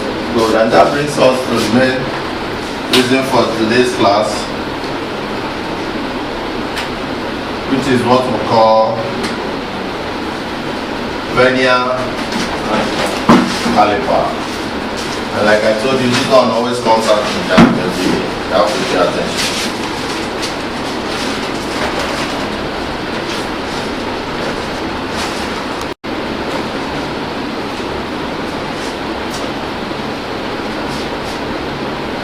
Yes, welcome. Today we are going to be learning vernier calipers. Today we are going to be learning what? Vernier calipers. Vernier calipers. And I told us that in measuring lengths or distances, that there are several instruments of measurement. There are several what? Instruments of measurement. To measure lengths, you can use a meter rule. And this I showed you as an example of a what? Meter rule. Is that understood? Yes. If you want to measure longer lengths, you can use what we call tape rule. You can use what we call what? Tape rule. And I demonstrated that there is a version of tape like this that is softer than this one, that is used by tailors to measure. That is called tape rule. You can use it to measure very long distances. Is that clear? Now if you want to measure distances like the diameter of a tube, the internal or the external diameter of a tube. You understand? A tube, something that is rounded like this. You know what test tubes are? You used it in secondary school. If you want to measure the external diameter or the internal diameter of the tube, you need to use measuring instruments like the what? Vernier what? Calipers. Like the vernier what? Caliper. And the vernier caliper is an instrument used to measure what? Lengths more accurately than the what? Meter rule. If you want to get greater accuracy than using a meter rule or a tape rule, you need to use what we call vernier what? Caliper. Because vernier calipers measure to the accuracy of 0.01 cm or 0.1 millimeter. 0.1 millimeter is the same thing as 0.01 centimeter. Is that clear? Yes. That will ask you, which of these measuring instruments measures length to the accuracy of 0.01 cm? The answer is what? Vernier caliper. The answer is what? Vernier caliper. This is the diagrammatic representation of a vernier what? Caliper. It consists of a main scale. Can you see this? This is the main scale. This is the. Can you see this? This is the main scale. It's static. Then you have this one that moves. You can drag this one along. Can you see this one? You can hold this and slide it on top of the main scale. You understand? This one is known as the what? Movable vernier scale. It has two scales. Is that clear? Yes. The what? The main scale and the what? Movable what? Vernier scale. Both of them are calibrated. Is that clear? Yes. Both of them are what? Calibrated. So you have two scales. Is that clear? Yeah. You have the what? Movable main scale. This is the what? Movable movable vernier scale. Movable what? Vernier scale. Can you see it? Yeah. You can be sliding it on top of the what? Main scale. This is the what? Main scale. Is that clear? Yeah. So anytime you want to take a reading from vernier scale, it must be the combination of the reading from the main scale plus that of the what?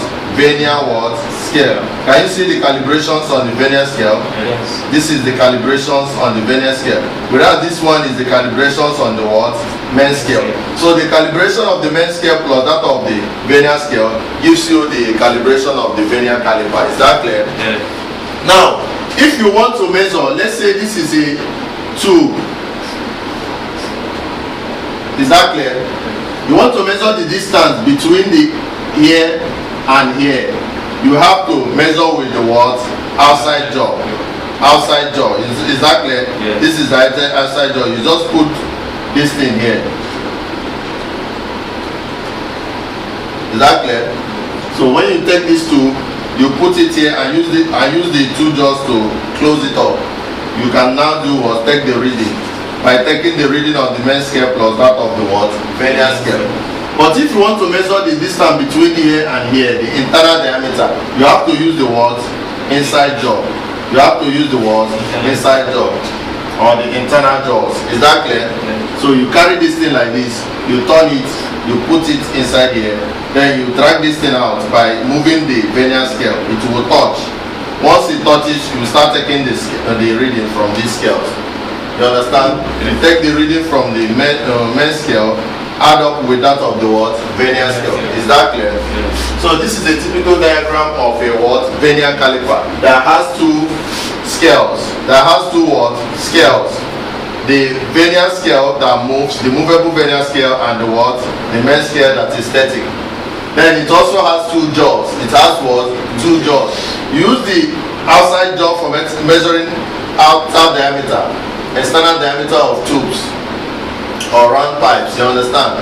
Whereas you use the internal jaw to measure the what? Internal diameters. Is that clear? So I'm going to show you how to use a vernier caliper to measure. So what is the precision, what is the accuracy of a vernier caliper? Who can tell me what's the accuracy, measuring accuracy of a vernier scale? 0.01. 0. What? 0.1. 0. What? 0.1. Good. So let me teach you how to use a vernier scale. How to use a what? Vernier scale.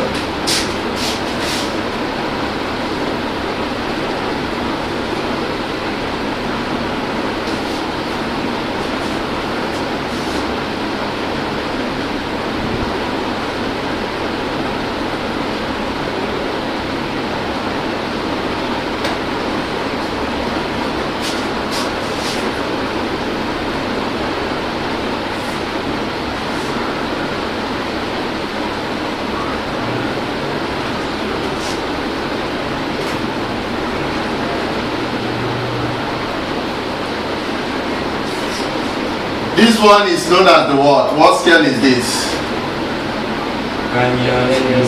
This big scale. The big scale is always known as the what?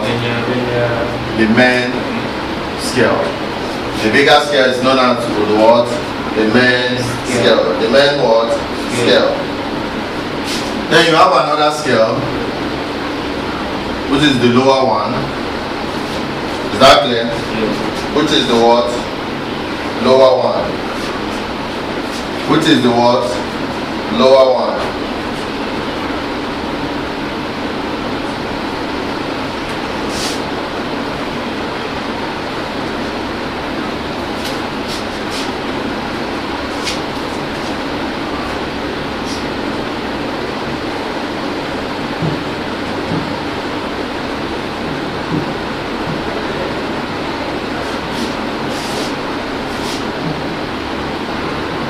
And this lower one is known as the what?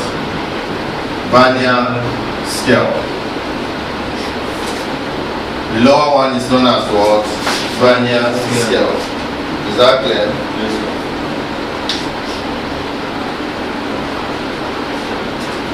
So let's say this thing started from 1. We have here as 3 cm. You have here as what? 4 cm. You have here as what? 5. You have here as what? 6. You have here as what? 7. Is that clear?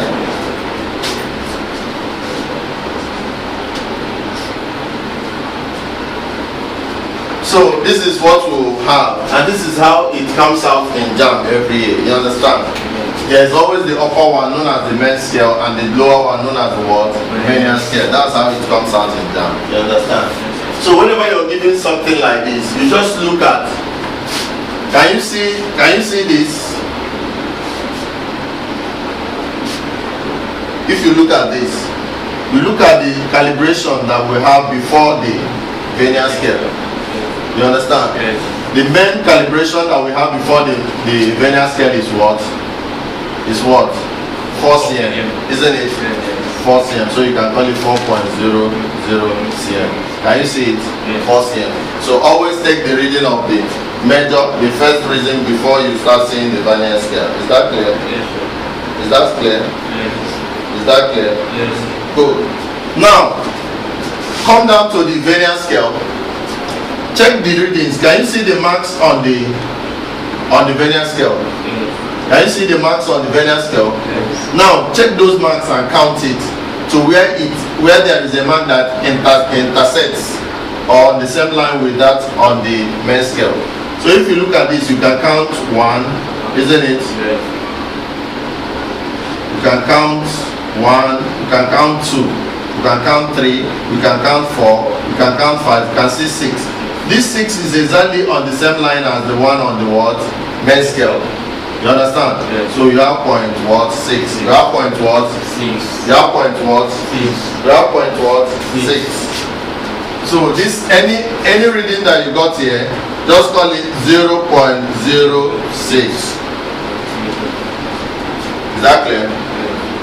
Any mark you have here, you count it. If it is 6, then it's by the calibration division, it should be 0.06. So when you add up the two, you have what? 4.06 cm. And that is the measurement. Is that clear? Yes. Is that understood? Yes. It's very, very simple. Just take the reading before the what? Vernier scale. Let's say, for instance, we have, instead of having 3, 4, 5, 6, we have 1, 2, 3, 4, 5. What would have been the reading here?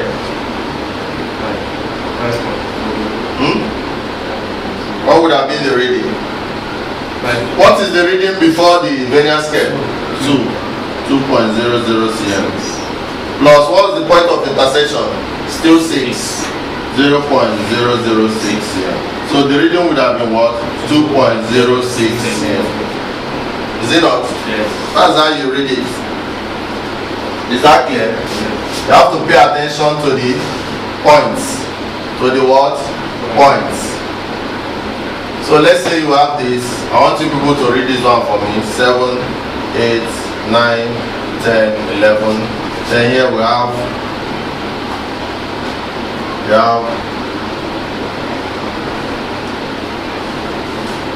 what is the reading that we should have for this? This is how JAMB will bring it.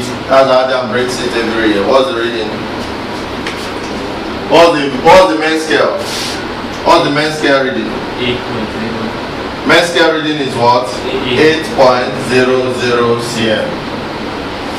That's the main scale reading. What's the vernier scale reading? 0.5. Let's say 1, 2, 3, 4. 4. 1, 2, 3, 4. This is where both of them intersect, isn't it? Yes. So 0.04 cm. So we have what? 8.04 cm. Is that clear? Yes. That's the way to take readings of vernier scale. Now somebody is gonna tell me the reading for this one.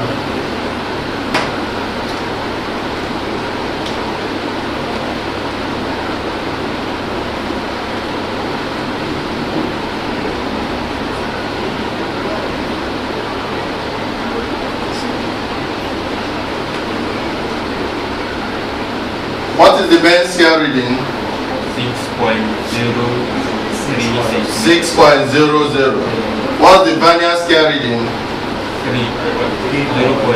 0.03. Making what? 6.03 cm. Why? Because 6 is the last major reading before the vernier scale. You know, that's how we have 6.0. Then how do we get 0.03? We'll count the marks on the vernier scale. The point where it intersects with the one on the best scale, isn't it? Yes. So we have 1, 2, 3. At point 3 is intersects, so it's 0.03. So we have 6.03. Is that clear? Yes. Do you understand? Yes. So with this now you can take any reading in what? Vernier caliper. Is that clear? Yes. Good.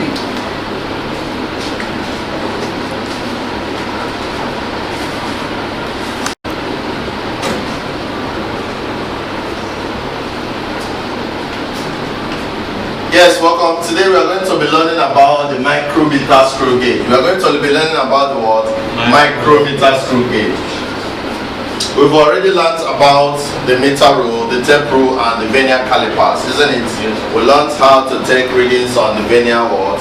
Caliper. Today we are going to be learning the micrometer screw gauge.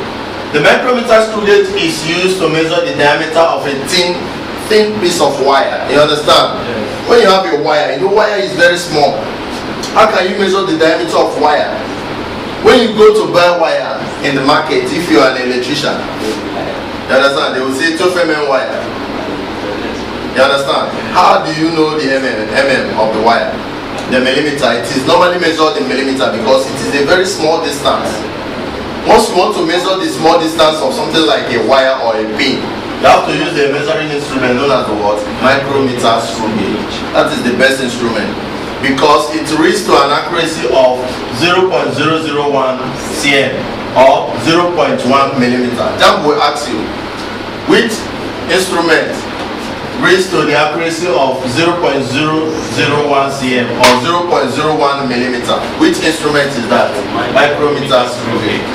You understand? Among the instruments that are used in measuring length, it is the one that reads to the smallest length in terms of its accuracy, and that smallest length informs us that it measures to the highest accuracy. It measures to the what? Highest accuracy. So micrometer screw gauge is used in taking measurement to the highest accuracy in the 4 measuring instruments that we've looked at so far. Is that clear? Yes. So it measures to a very high precision.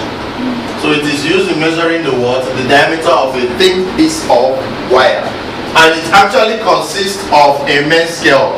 This is the main scale. Can you see this? Yes. This is the main scale. You can call it the sleeve. And then it has this circular scale. Can you see this circular scale? Yes. It is called the what? The circular vernier scale, or the what? Thimble, or the what? Thimble. So how do you use this to measure? First of all, you have to unscrew so that the anvil and the spindle, can you see the anvil and the spindle? Yes. These are the 2 supports. So as you are rotating this, you can let this anvil and the spindle to either close or do what? Open. Either close or do what? Open. So depending on the wire, if you have a wire like this, can you see the wire? So what do you do to the anvil and the spindle? You close it until 2 of them reaches here. Is that clear? Yes. So once it reaches here, you start taking the reading. Is that clear? Yes. If your wire has a diameter bigger than this, maybe it's as big as this, what do you have to do to this? You open it. You understand? So that until the anvil and the spindle closes to the material that you want to measure. Is that clear? Yes. Once it closes, you can now start taking the readings here. You take the first reading on the what? Main scale. The first reading on the what? Main scale. If you have 1, 2, 3, 4, 5. So what's the first reading that you write? 5. You look at the last reading here, the last thing that is here.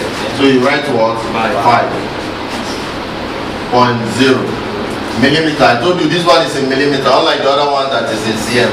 Yes. This is in millimeter. 5 millimeter. So how do you measure the one on the thimble?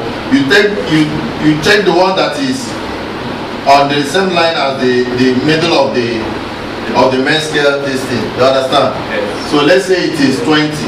You have what? 0.220 millimeter. Is that clear? Yes. So that when you add the 2 of them, you have what? 5.20 millimeter. So that's how you take the reading. Is that clear? Yes. So you just take the reading of the figure just before the what? before the tempo, before the what? Tempo. Take the reading on the main scale, which is the sleeve, just before the what? The circular vernier scale, which is the tempo. So that reading is what? 5. Is that clear? Yes. So you write it 5.00 millimeter. Is that clear? Yes. Then you take the one that is intersecting. If it is 20, you take 0.20.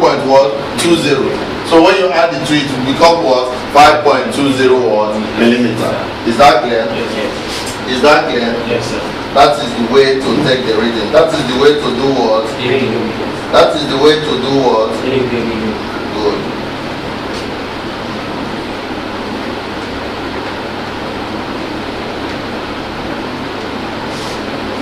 That is the way to take the reading. So let's take out another style. I told us that the measuring accuracy of micrometer screw gauge is what? 0.001 cm or 0.1 what? Millimeter. 0.01 millimeter or 0.001 cm. That's the accuracy. Very, very important. You need to know. So how does it come out in JAMB? JAMB will bring it something like this. To bring something like this. This one is the what?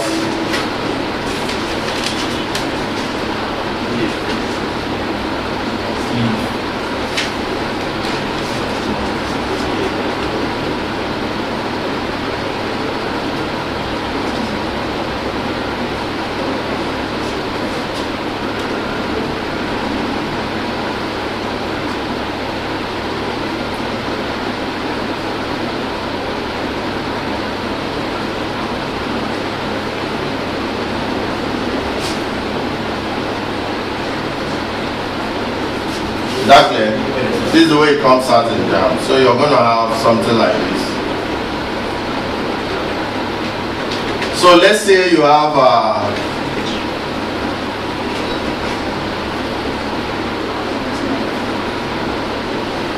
let's say you have 2 here, then you have 3, and you have 4. Is that clear? Here you have 25, 30, 15. You understand?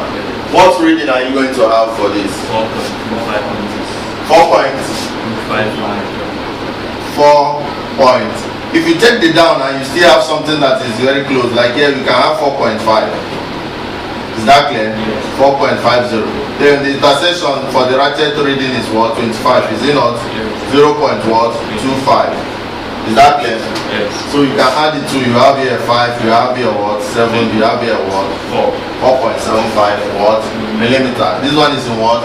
Millimeter. Is that clear? Yes. So how did I pick this? I picked 4 here. Yes. But you know that 4 is not as close, it's not the end.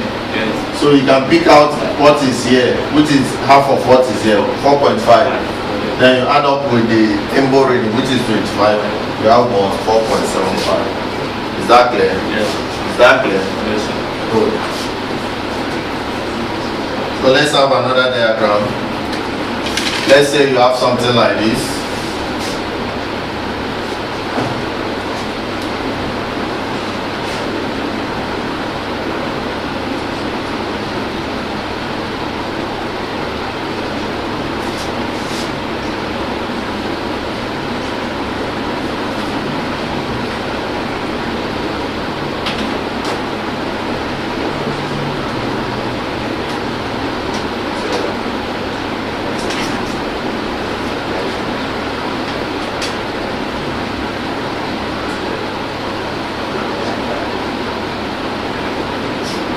What are we going to have here? The main scale is what? Main scale reading. What's the main scale reading? 3.00. What's the vernier scale? Vernier scale reading? 0.30. So we have what? 3.30. You understand? So the reading is normally the combination of the reading from here plus the what? Reading from here. Is that clear? Yes, sir. Is that clear? Yes, sir. Good.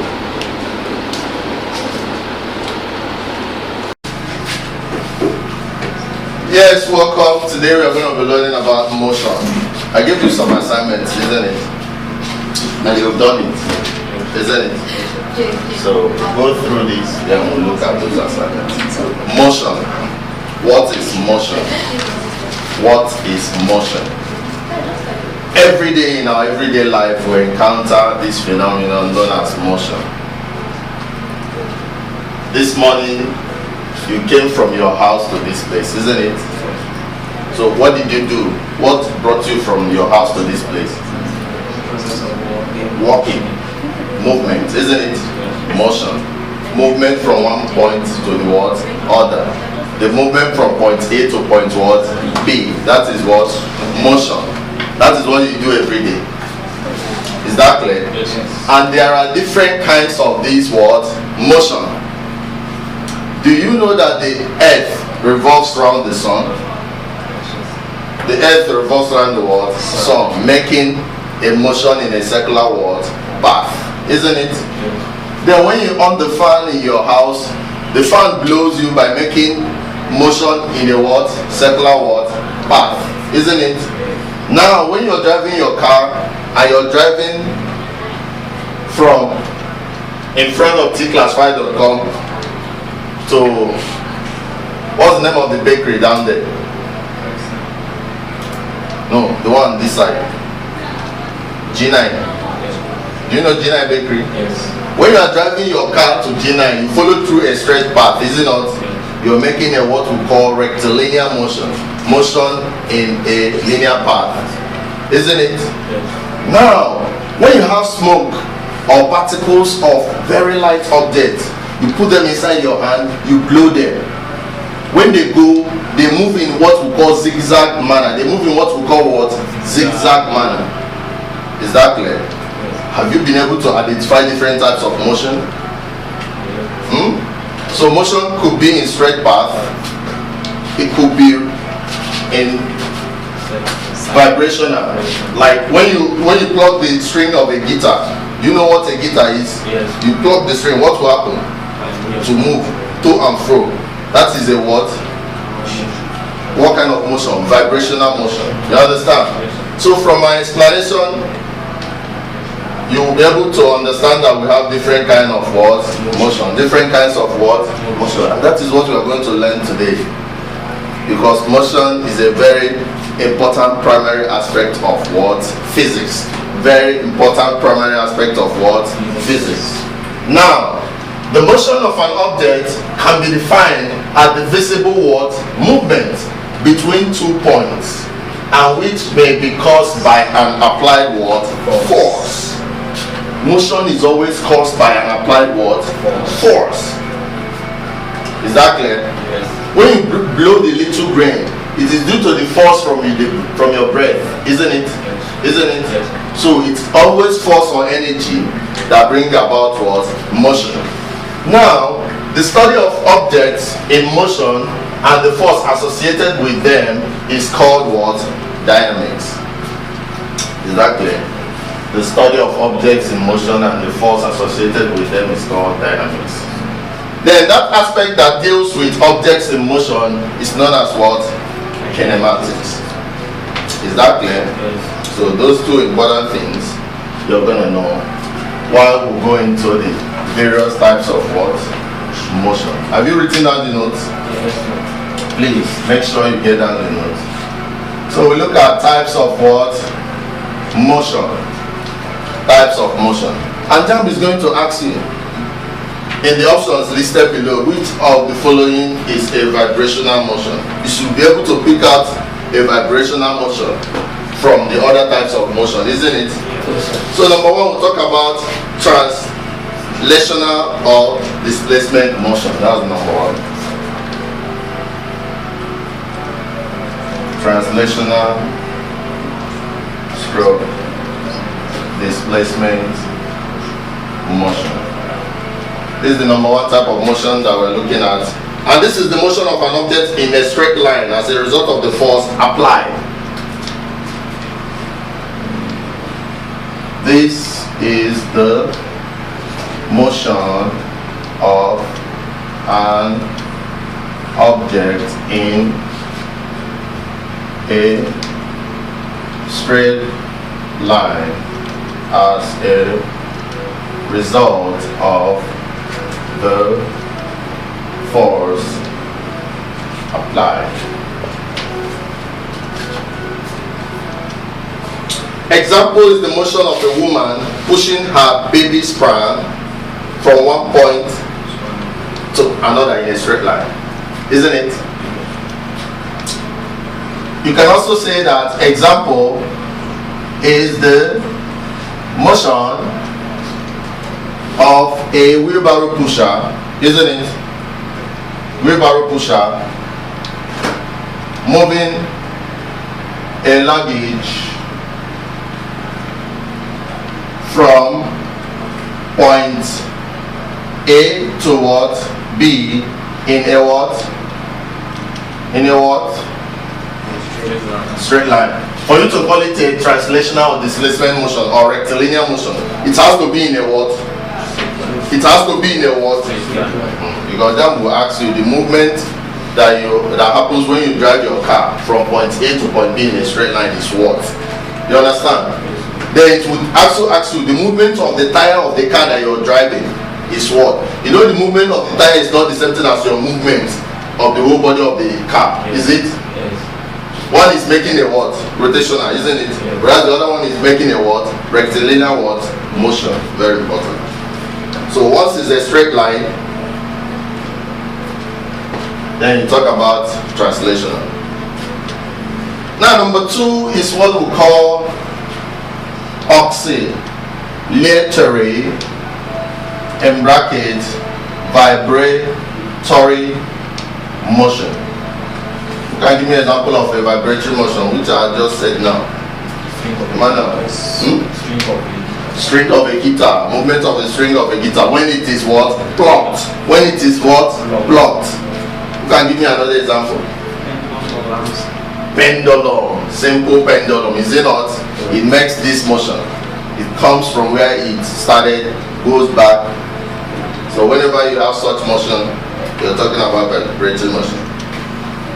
Vibratory motion is the motion of a body about a fixed point. Is a motion of a body about a fixed point.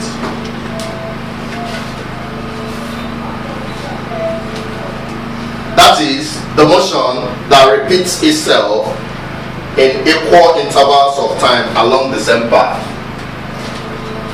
That is a motion that repeats itself at equal intervals along the same path. That is what we call vibratory motion. Copy the notes. Copy the notes. I can clear up translational motion, isn't it? Yes, sir. So that I can make a sketch of what vibratory motion looks like. So this is a simple pendulum, which I know that you are very much conversant with. You have the body that is suspended on the rope. It moves to this place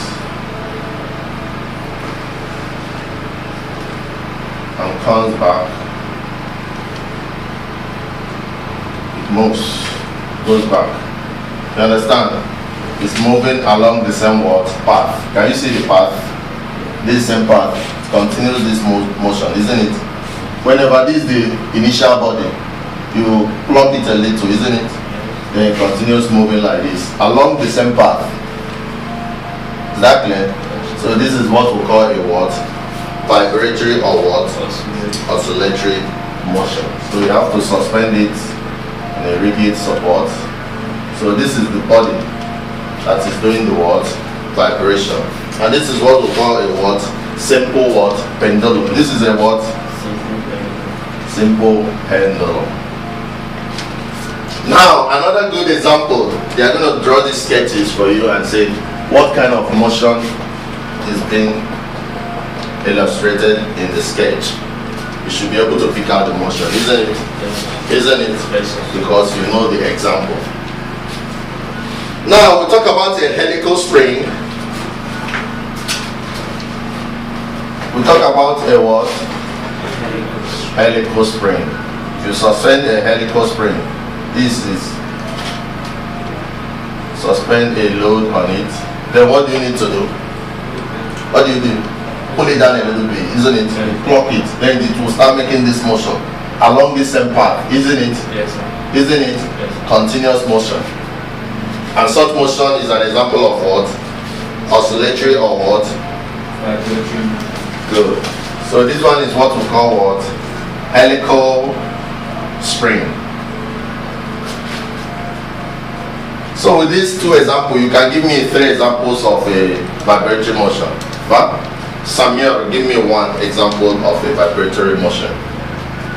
It's mainly in a car. That is. No, give me from the ones that I've given you. From the ones you've said so far. Vibratory motion. Emmanuel, give me 1. Motion of a simple pendulum ball. Thank you. Samuel, give me 1. Electrical spring. Motion of a helical spring. So give me 1 then. Motion of the plucked string of a guitar. Isn't it? Yes, sir. Haven't I said that before? I've said it. Now we're going to quickly move over to another kind of motion known as rotational motion. Known as what? Rotational motion. That's the third style of motion. Rotational motion. Rotational motion. This is the motion of a body that moves in a cycle or ellipse and rotates about an axis. This is the motion of a body in a what? Cycle or ellipse. It's the motion of a body in a cycle or ellipse about an axis. About an axis. That's the definition of a rotational motion. And I give us instances. Isn't it? Yes, sir. One good example is the rotation of fan blades about a fixed point. Example is the rotation of fan blade. You know what fan blade is? Yes, sir. About a fixed axis. Please, can I clean the sketches that are made? Yes, sir. So that I can sketch that of a fan blade, so that you see how it does the circular motion.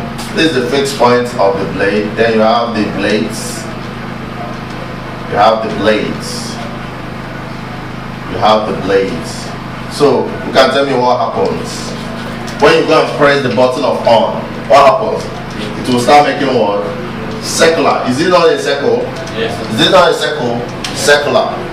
Call it rotational. You understand? Whenever you're making a movement in a circular path, call it rotational motion. So a good example is what? The rotation of blade about a fixed point. You understand? And then we're going to ask you which of the following is a rotational motion. Movement of the string of a plucked guitar. Movement of the helical spring. Movement of a simple pendulum. Movement of the blade of a fan. Which one is the answer? Good. And we are going to talk about another form of motion known as random motion. Known as what? Random motion. Which can I clean up? Yes, sir. Which of them can I clean up? The down one. So the fourth type of motion is what? Random motion. Random what? Motion. This is a type of motion with no specific direction. Random motion is a type of motion with no specific direction. Random motion is a type of motion with no specific direction. Have I given us an instance of a random motion? Yes. Emmanuel, did I give such? Yes. What did I give as the example? Small grain or dust, you understand? And blow it. Is it? Yes. The particles will move in a random zigzag manner. That is an example of a what? Random motion. And JAMB is going to ask you the kind of motion that takes a zigzag form with no specific direction is what? They will write rotational, vibratory, random, rectilinear. What will be the answer? Random motion. You see? Those are the forms in which they comes the question. Example is the zigzag motion often exhibited by gas molecules. Example is what? The zigzag. Zigzag. What's the meaning of zigzag? Random with no specific direction. Zigzag motion exhibited by what? Gas molecules. All of you are chemistry students, aren't you? Yes. You know that gas molecules they move in zigzag direction, isn't it? Yes, sir. Because their density, their mass is very small, so they move in no specific direction. Another example is the movement of pollen particles in water. The what? Movement of pollen. You know what pollen is? Pollen particle, pollen grain, the particles in what? Water. You find out that everything that is very small that you put in water can move in a zigzag manner, isn't it? Anything that has very little mass, isn't it, Emmanuel? It's possible. Now finally, we look at the last form of motion known as circular motion. Known as what? Circular motion. And we are going to identify, and I want you to observe the difference between a circular motion and a rotational motion. Difference between a what? Circular motion and what? Rotational motion. After explaining what a circular motion is, I would like you to identify for me the difference between a what? Circular and what? Rotational. I've given you the definition of a rotational motion, isn't it? Yes. So check it out. Circular motion is the motion of an object in a circle at a constant speed. Number 5, circular motion. I will say that it is the motion of a body in a cycle at a what? Constant speed. Write it down.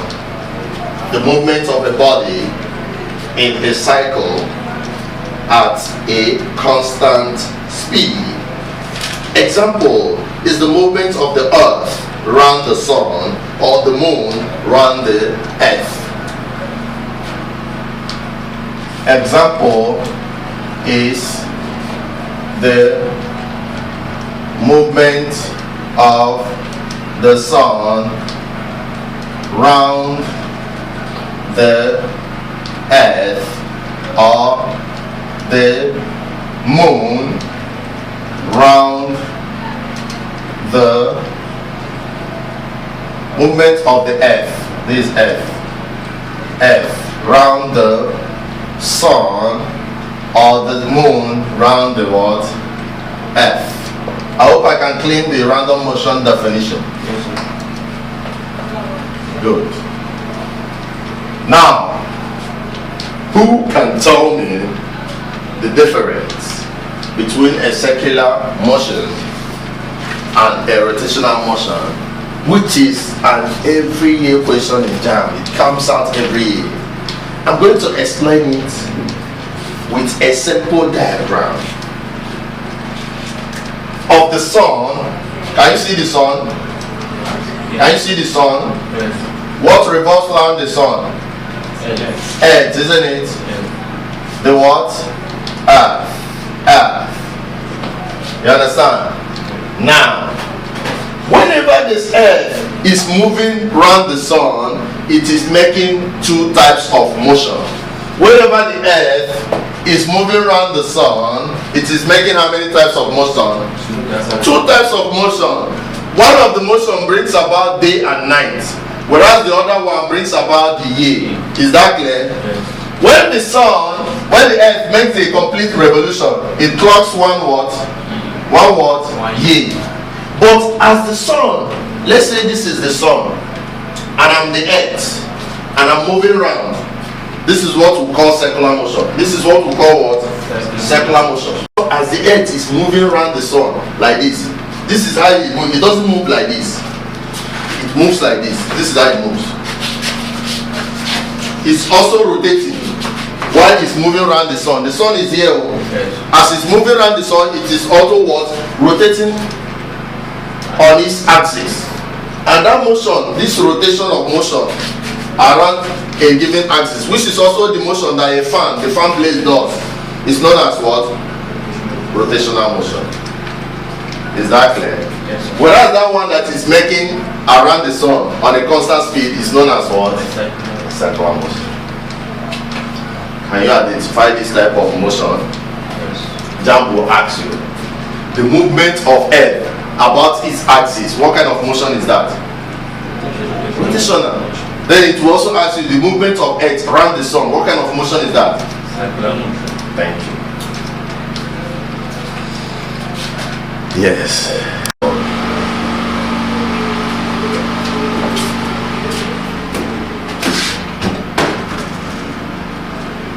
Yes, welcome. So today we'll learn about speed, velocity, and what? Acceleration. Speed, velocity, and acceleration. Speed, what do you understand by the term speed? Speed, in layman's terms, simply means how fast or how slow a movement is performed. Is that clear? How fast or how slow a movement is what? Performed. What distance is covered within a time? If I cover like 10 meters within 1 second, you know what 1 second is? Bam. Or 2 seconds, bam, bam. If I'm able to cover 10 meters within 2 seconds, bam, bam, I'm already from here to that place. And somebody that is able to cover the same 10 meters with 1 minute, who is faster? Me, the one that covered it in lesser time. Is that clear? So when you are using a high speed, when you're able to cover large distance within smaller what time, then you're talking about high speed. So speed has to do with distance covered over what? Time. And that's why we say that speed is the rate of change of what? Distance with what? Time. That is speed. How much distance are you able to cover within a specified time? When you're traveling to Kaduna Road, you see that the road is very good. And you see people driving at 120 km per hour. You understand? Somebody that is driving at 120 km per hour, it simply means that in 1 hour he's able to cover a distance of what? 120 kilometers. Is that clear? So somebody that is now covering 60 km per hour and the person going at 120 km per hour, who is moving faster? 120, because in 1 hour he's able to cover a distance of 120 kilometers. Whereas the other person is able to cover only 60 kilometers in 1 hour. So to cover 120, it has to take him how many hours? 2 hours. So that means the former is faster. Is that clear? So in mathematical terms in physics, we say speed V is represented with the letter what? V is equal to what? Distance D all over time what? T. So it's a basic definition in physics that you're going to be using more often. Now there is what we call average speed. average speed. You understand? You might, if you want to move from here to here, you may move from here to here in a very fast way. Then when you get to this place, you start moving slowly. You understand? The speed might not be constant. Is that clear?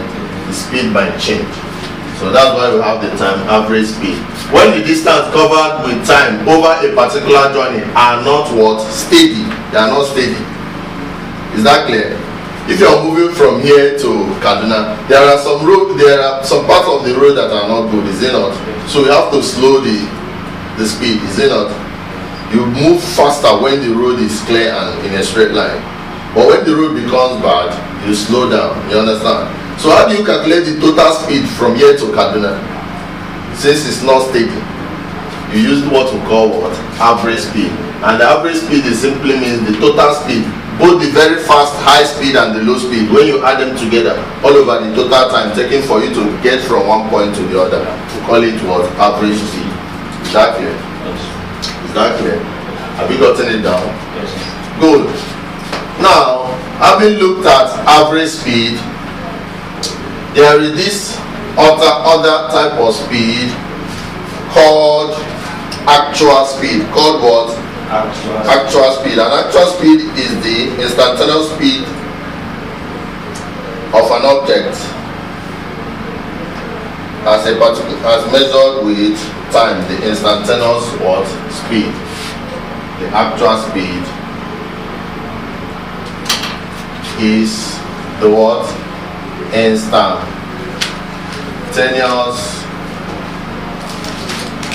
speed of an object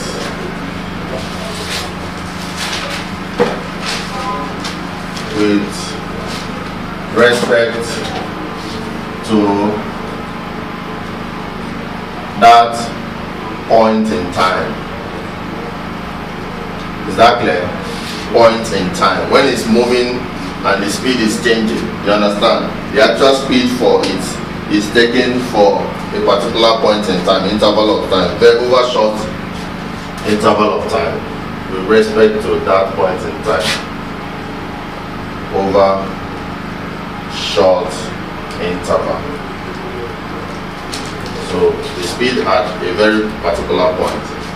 Now, secondly, we are going to look at velocity. What is velocity? We've checked out what speed is, distance covered over time. What is velocity? Velocity is the rate of change of displacement with time. So velocity can be the same thing as speed, isn't it? It's just that it has direction. Velocity is the rate of change of displacement with what? Time. The other one is change of distance with time. This one is change of displacement, and that's where the difference counts. Distance can be in any direction, is it not? But displacement is with a specific direction. When you're talking about he moved 20 kilometers north, that means that the direction is what? North. That is displacement. But if you say he moved 20 kilometers, that is what? Distance. Can you see the difference? He moved 20 kilometers southeast and he moved 20 kilometers. Which one is displacement? 20 kilometers southeast, because it's telling you the magnitude of the speed, which is 20 kilometers, and it's telling you direction, which is what? Southeast. So any quantity that has both magnitude and direction is a what? Vector quantity, and displacement is a vector quantity. And that's why velocity is also a what? Vector quantity, whereas speed is a what? Scalar quantity, because it does not have direction.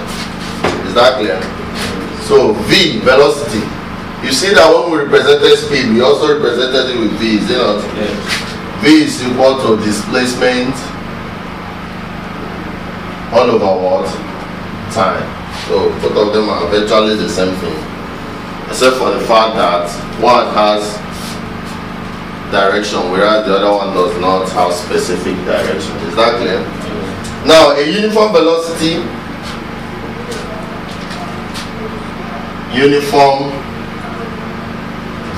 when is a body said to be having a uniform velocity? A body is said to have uniform velocity if it is displaced equally in equal time, no matter how small the time interval may be. This happens when a body is displaced equally over equal amount of what? Time, no matter how short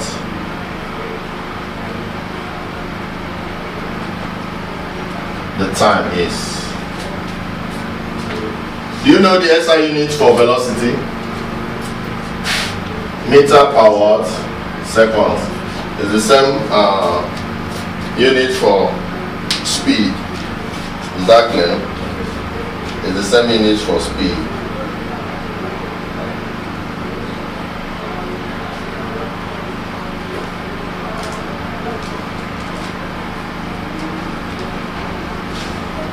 Get it down.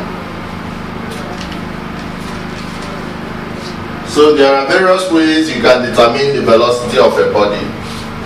You understand? If you are given the displacement and time, you just say displacement over time. It gives you the word velocity. But in some cases, you are given a displacement time graph. You're given a what? Displacement time graph. This is what a displacement time graph looks like. Sometimes you are given a displacement. This is a graph. You know what graph is, but displacement, where we have the horizontal to the vertical to be this displacement, isn't it? Then we'll have this one to be what? Time. So whenever you're given a displacement time graph, you plot the graph. Say time is 1, time is 2, time is 3, this one is 2, 4, 8. At this you get this. At this time, this is the this is the distance. At this time, this is the distance. Is that clear? This is known as a displacement what? Time graph. So from this display, if you take the slope of this graph, you understand? The slope of a displacement time graph gives you the word velocity. The slope is equal to what? Velocity. Is that clear? So let's say that we have the distance from here now to here will be called what? Change in what? The displacement, is it not? Whereas the distance from here to here will be known as change in what? Time. So that's why velocity is what? The slope, which is what? Change in what? Displacement all over change in what? Time. So this is the slope of this graph. It's also the velocity of the motion. Is that clear? So that is for uniform velocity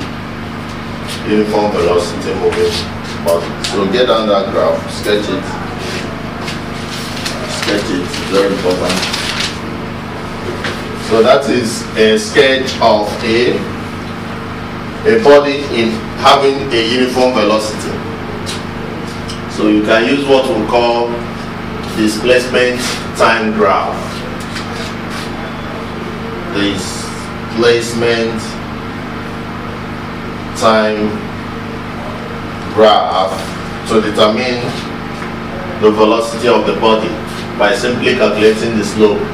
Change in the what? Vertical all over change in the what? Horizontal.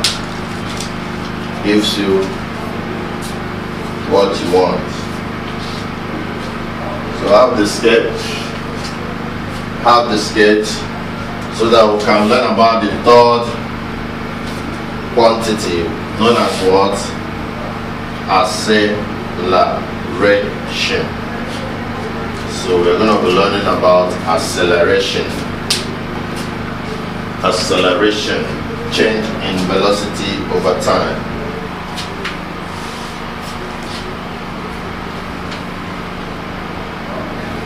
Acceleration.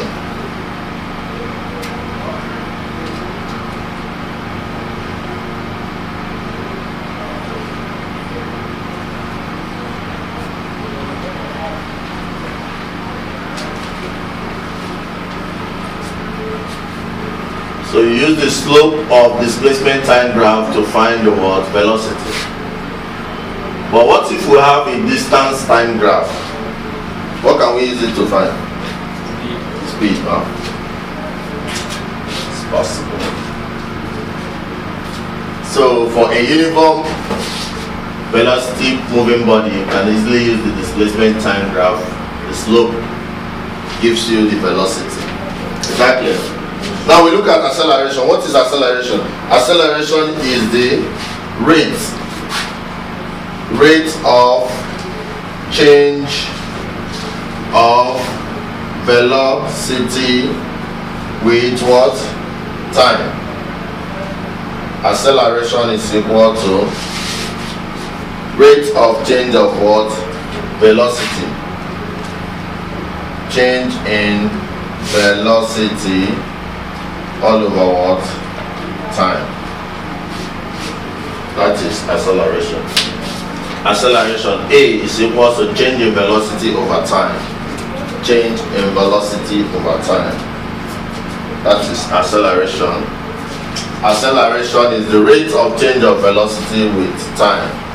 Acceleration is the rate of change of velocity with time. Acceleration is the rate of change of velocity with time. Is that clear? Have you gotten that down? So, given two velocities, initial velocity u and final velocity v, acceleration will be the final velocity minus the what? Initial velocity all over what? Time. Is that clear? Where v is equal to what? Final what? Velocity. U is equal to what? Initial what? Velocity. And t is equal to what? Time. A is equal to what? Acceleration. So write that equation. Acceleration is equal to final velocity minus initial velocity over time. That's why we say acceleration is the change of velocity. Change simply means the final minus the initial all over time.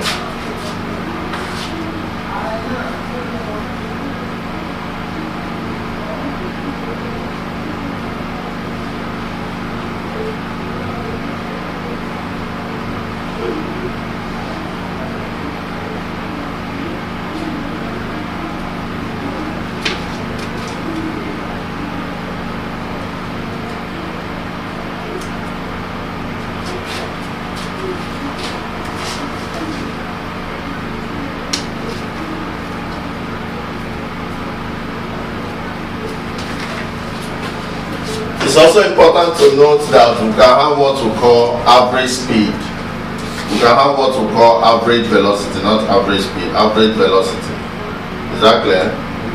And that will be final velocity plus initial velocity all over 2. Average velocity is equal to final velocity plus initial velocity over 2. Is that clear? Very, very possible.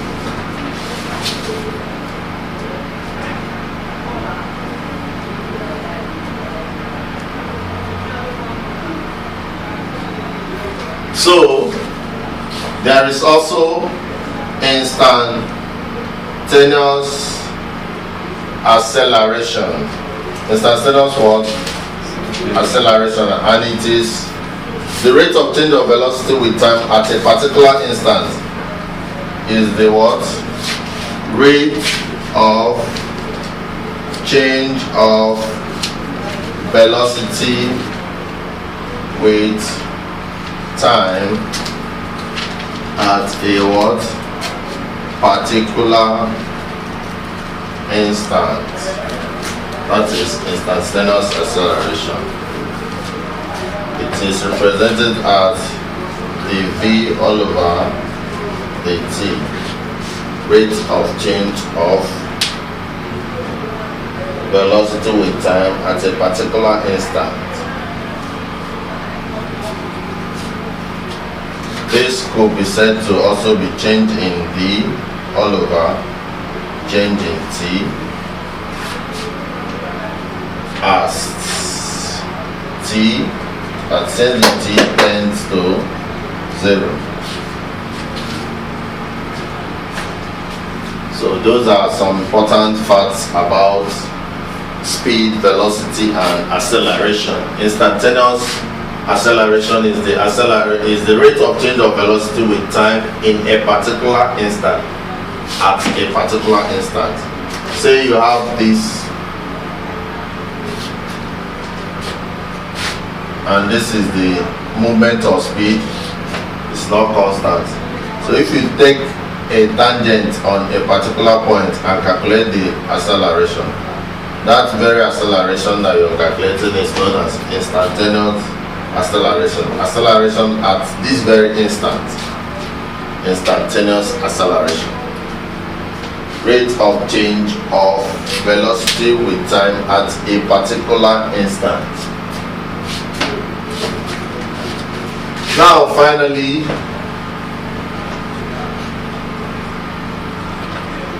there is what we call velocity what?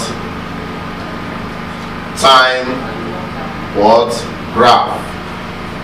This is a velocity time graph.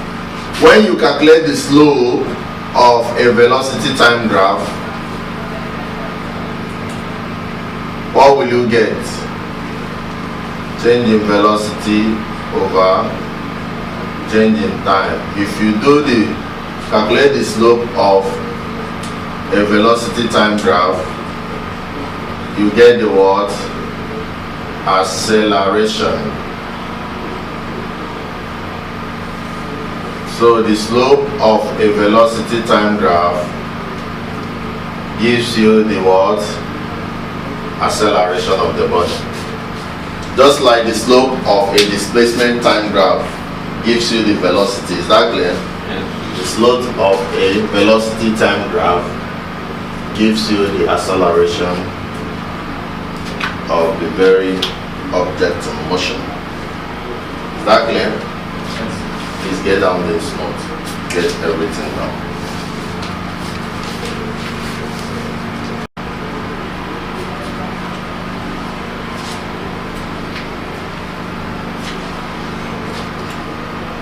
Yes, welcome.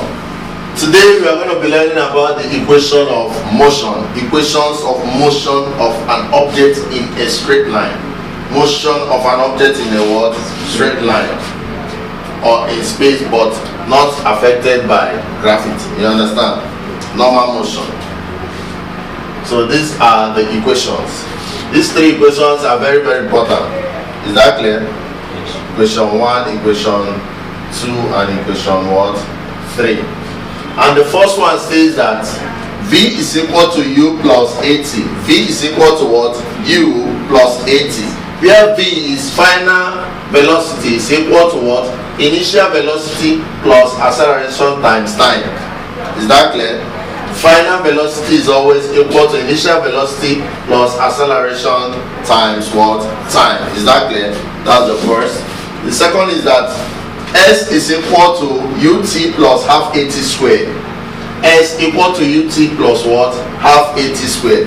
And this one simply means that distance is equal to initial velocity times time plus half acceleration times time what? Squared. Is that clear? Distance is equal to initial velocity multiplied by what? Time plus half acceleration multiplied by time squared. Is that clear? Then finally we have V squared equal to U squared plus 2AS. Final velocity squared is equal to initial velocity squared plus 2 multiplied by acceleration multiplied by what? Distance.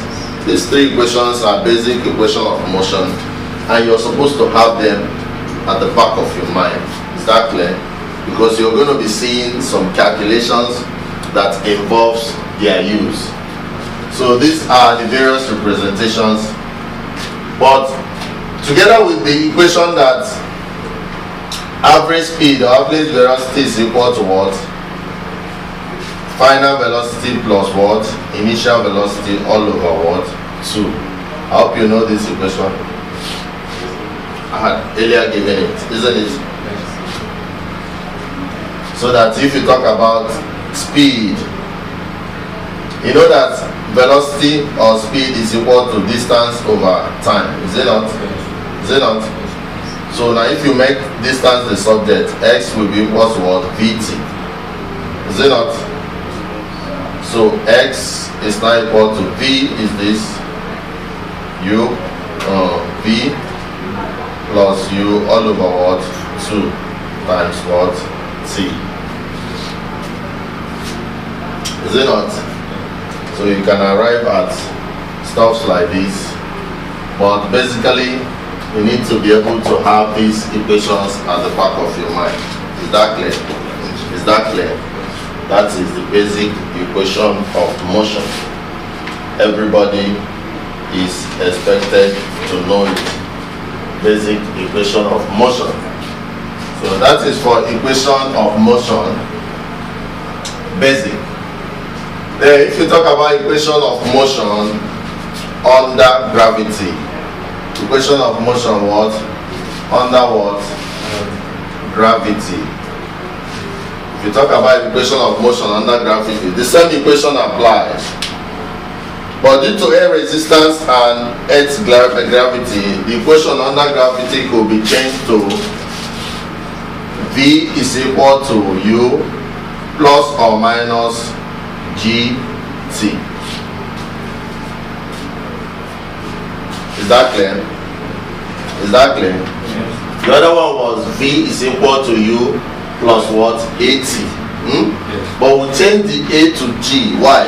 Because acceleration, whenever a body is having a pull, you understand, due to gravity, or it's moving upwards or downwards, instead of having the normal straight line rectilinear acceleration, it will be having acceleration due to what? Gravity, G. Is that clear? So that's the first equation. Then the second one is H is equal to, just like the other one, UT plus or minus what? Half GT squared. Can you see the difference? We now replaced height. The distance that would have been rectilinear distance, we now represented it with height, since we are talking about vertical movement. Is that clear? Then the acceleration, we send it to what? Acceleration due to what? Gravity. Is that clear? Then the final one is V squared is equal to what? U squared plus or minus 2GS instead of 2AS. Is it? So we are replacing the normal acceleration with acceleration due to what? Gravity. Is that clear? Then why are we having plus or minus instead of having plus as we had in the other equation of motion? Why? Can you explain why we are having? You can tell me why we are having plus or minus? Because it could be going up or coming down. Yes, that's why we are having plus or minus. It could be doing what? Going up or coming down. If it is coming down, that's normal. Because the pull, acceleration, the pull of gravity is downward, is it not? So if you're coming downward, you use what? Plus, because it's normal. But if you are throwing the object up, if the object is moving upwards, you use what? Minus. Is that clear? So those are the basic equations. You are going to go with these equations, have them in your head, so that next week we start solving problems in motion. We start solving problems in what? Motion. Problems in what? Motion.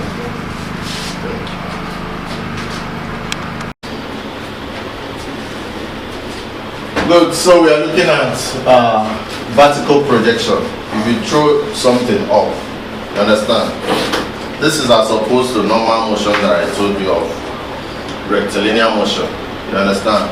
Here we're talking about vertical projection. When you throw a stone, so let's say you're on the floor. This is the floor, the plane of projection. Then you throw a stone up. When you throw this stone up, you give it an initial velocity, isn't it? The initial speed that you throw it up with. It will move up until it gets to a height.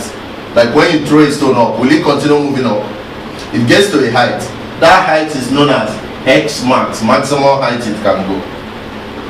Once it reaches there, it gets to a final velocity of 0, because at that velocity, at that height, it cannot move up again, isn't it? The velocity becomes what? 0 before it starts what? Falling down. Is that clear? So you have initial velocity u, final velocity v is equal to what? 0. At maximum height, final velocity is 0. This is not the velocity that you used to get in here, but the velocity at maximum height is always what? 0. And you know the equation of motion, isn't it? This is the normal equation of motion. Once the body is moving up, it is being drawn down by the acceleration due to what? Is that clear? And I told you that for a motion of an object up, it is negative or positive? Negative. Because the force of acceleration is down. So that motion is opposite the normal force of acceleration due to gravity. So it's negative.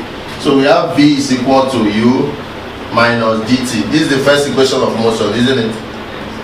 Now, we know that at maximum height, what is v? 0. Isn't it? So we want to make t the subject. So you have to bring this is minus gt. Coming over will be plus gt, isn't it? Make t the subject of the formula. We have t to be equal to u over what? T. So this is known as time of flight. This is known as what? Time of flight. So what is time of flight?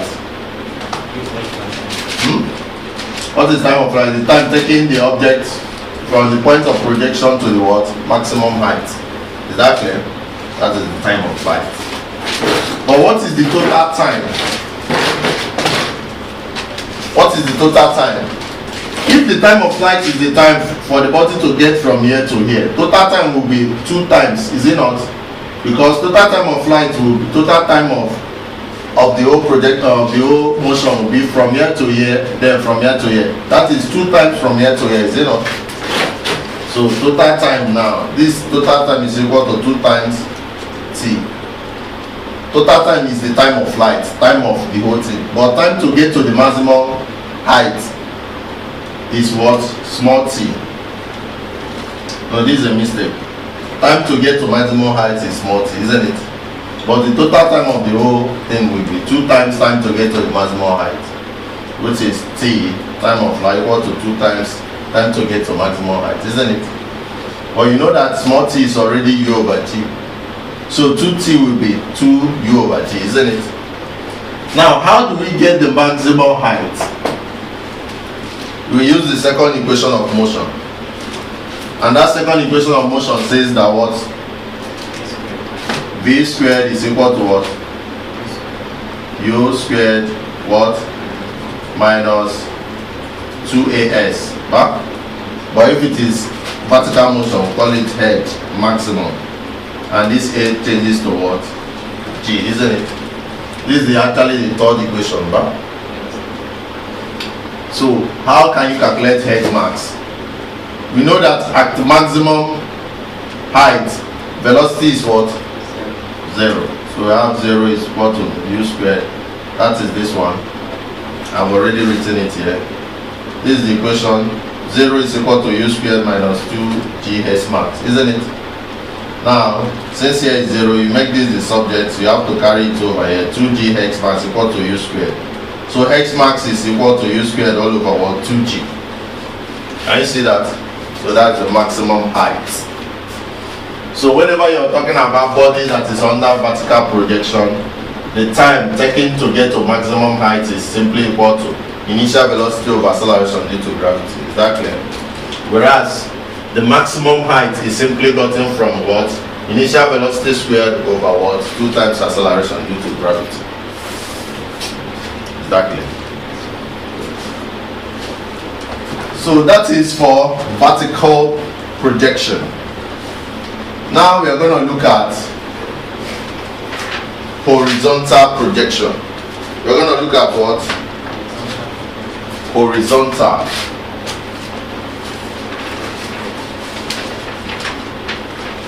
Horizontal projection. What happens in horizontal projection? Now, when you're talking about horizontal projection, you talk about a motion that has this form, this trajectory form. Is that clear? You have height.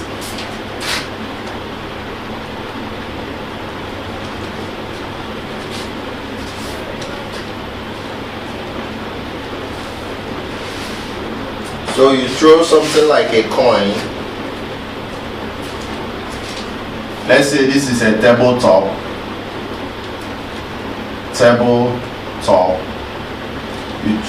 You release something like a coin from here. It makes this motion.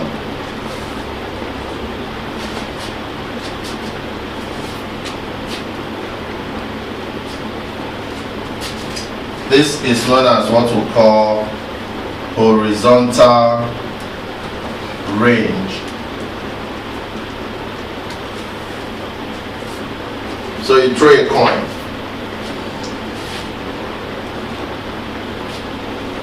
So this kind of motion goes in what we call a parabolic path. This is known as a parabolic path. It takes some time to reach the ground as though it is dropped vertically from the same height. It takes longer time. If you had drop this coin straight down, it will take shorter time than when you drop it like this. Is that clear? It takes longer time to drop.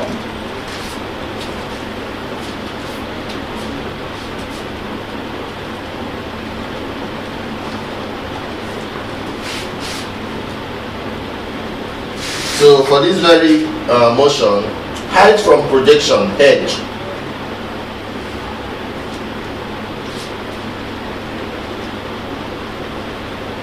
We want to calculate the height from projection, h. This height, is it not? Height from projection. How can you calculate this? You can get it by using ut plus half gt squared, is it not? ut plus half gt squared.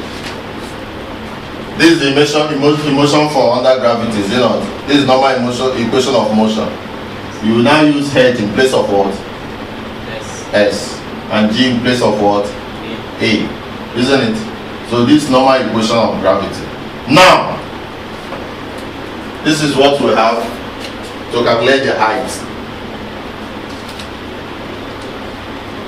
What is the initial velocity? Before this thing starts moving, the initial velocity will be what? 0, is it not? At this point, velocity will be what? 0, because it has not started moving back. So if you get this to be 0, this equation will be what? H is equal to 0 times t will be what? 0. So it just be half gt squared. H equal to half gt squared. Is that clear?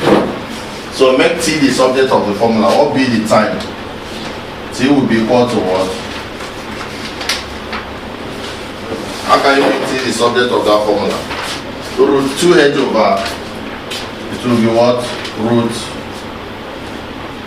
2h over g. I hope you know how that happens. If you have h equal to half gt squared, this is what you have, huh? So this is the same thing as saying h equal to gt squared over 2. Is it not? If you cross multiply, you have gt squared equals to 2h. Is it not? Make t the subject.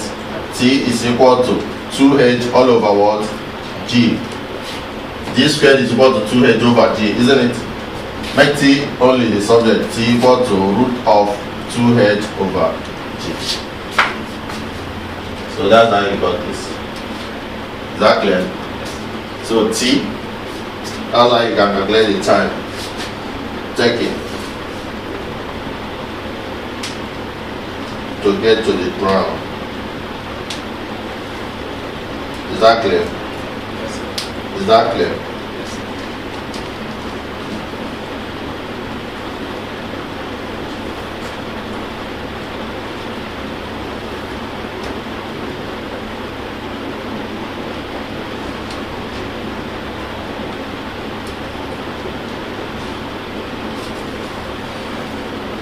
So how do we calculate the range?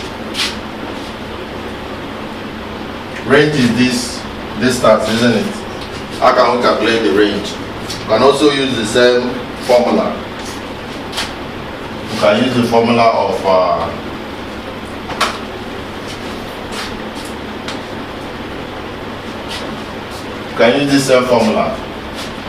range is also distance, isn't it? So we can use the placing arrow to be equal to ut plus half what gt squared, isn't it? We can use our head in place of that.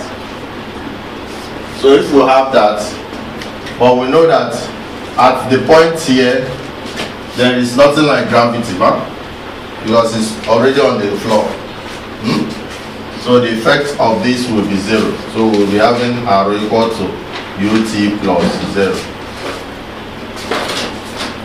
Is that clear? Arrow equal to ut plus 0. So in any case, you can now say that arrow is equal to ut, isn't it? Now we can now say that arrow is equal to, what is u? U is u. What is t? T is what? Root 2h over g. Is that correct? Is that correct?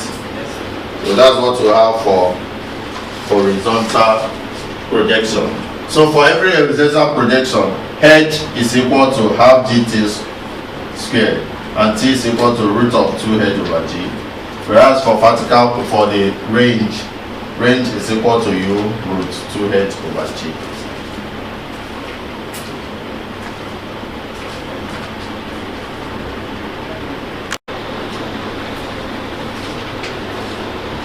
Yes, are you looking forward? Now, whenever this kind of motion, whenever you have a motion whereby from the plane of projection, let's say my hand, let's say that this length, are you seeing it? This distance is the what? Horizontal plane of projection. Then I throw something up, it goes up and gets to this point. You understand? Or let's say I throw from ground, throw it up, it goes up and comes down. You understand? You have a path of motion for the thrown object like this. Whenever you have such paths known as parabola, a parabolic path, or a trajectory, then we are talking about what we call projectile motion. We are talking about what we call what? Projectile motion. Something leaves from the ground, goes up to the maximum height and comes back to the ground. That thing is making what we call what? A projectile motion. Is that clear? Projectile motion. As can be shown by this, when you throw up this ball, it moves from ground and gets back to the ground. You understand? By moving, it gets to a height, the maximum height that it gets before it starts going down. At that maximum height, velocity is equal to what? 0. You understand? So this is that maximum height. This is the range. The range is the horizontal distance that it has traveled from this point to this point. Can you see that? So here is known as the what? Range. R. This distance is known as the what? Range. Is that clear? So for a motion as this, there's what we call time to attain the maximum height. What is the time it took the body to go from here to here? You understand? That time is known as, it can be calculated using, it's known as small t, and it can be calculated using u, initial velocity sine theta over g. Is that clear?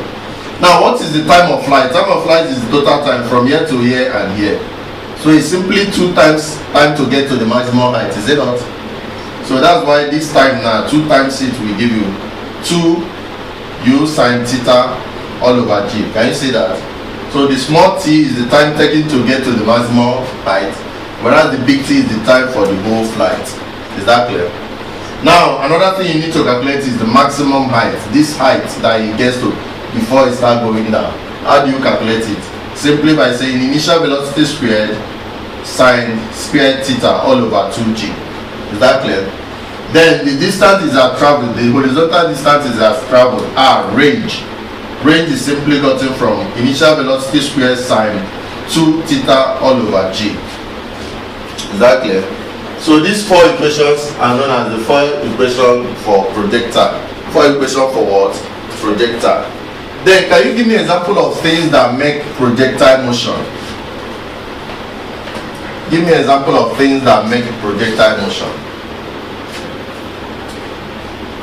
When you throw up a simple ball, it makes a projectile motion, isn't it?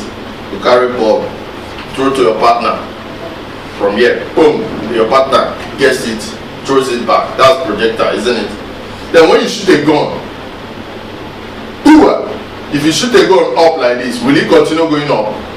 It gets to the maximum height and starts doing what? Going down, is it not?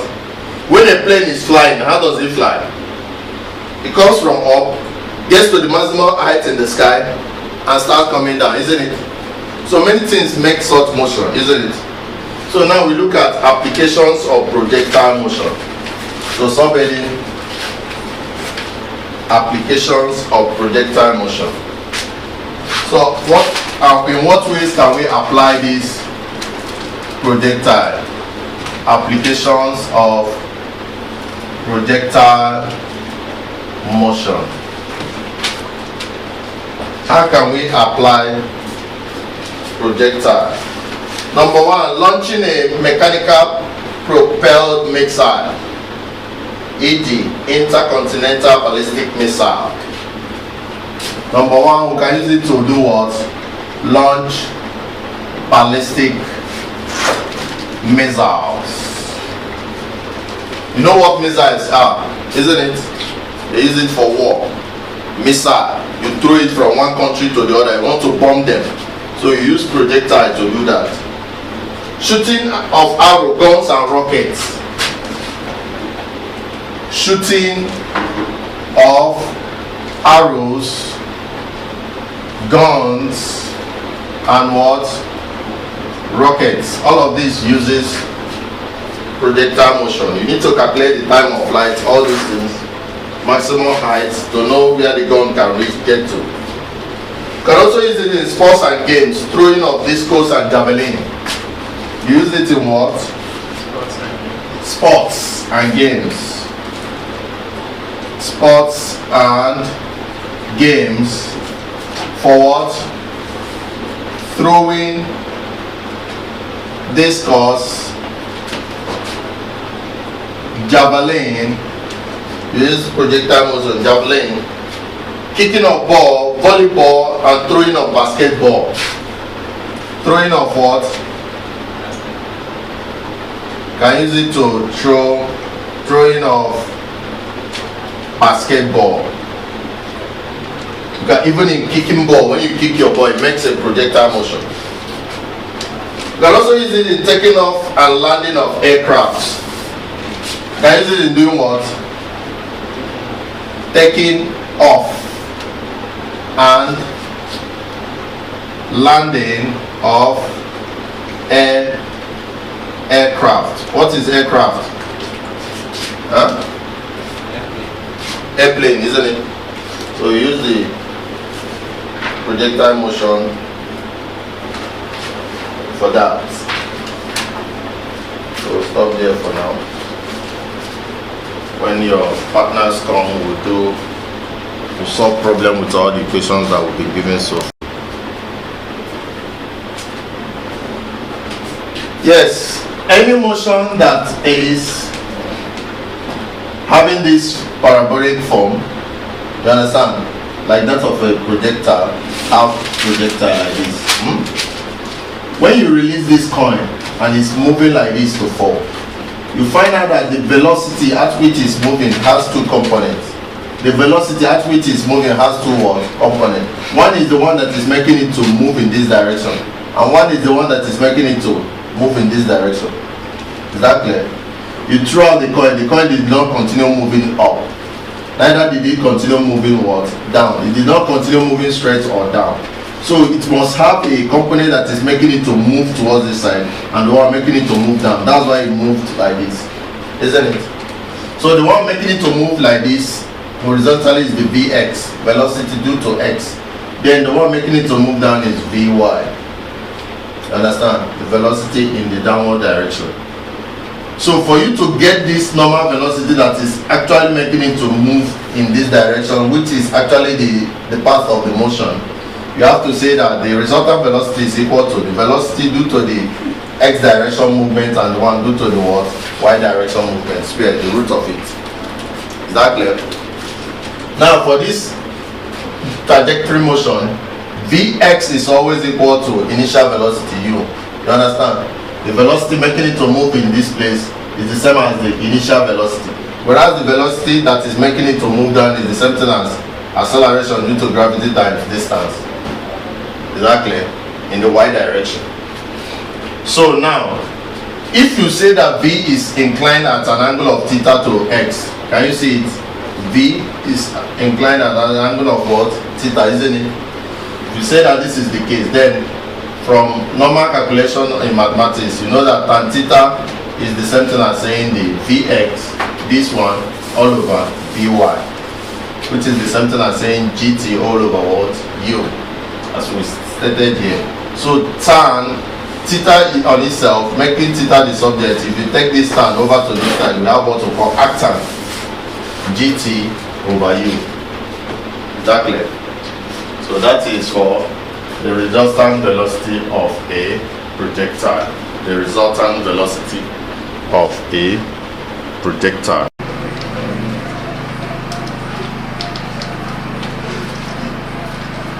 Yes, listen up.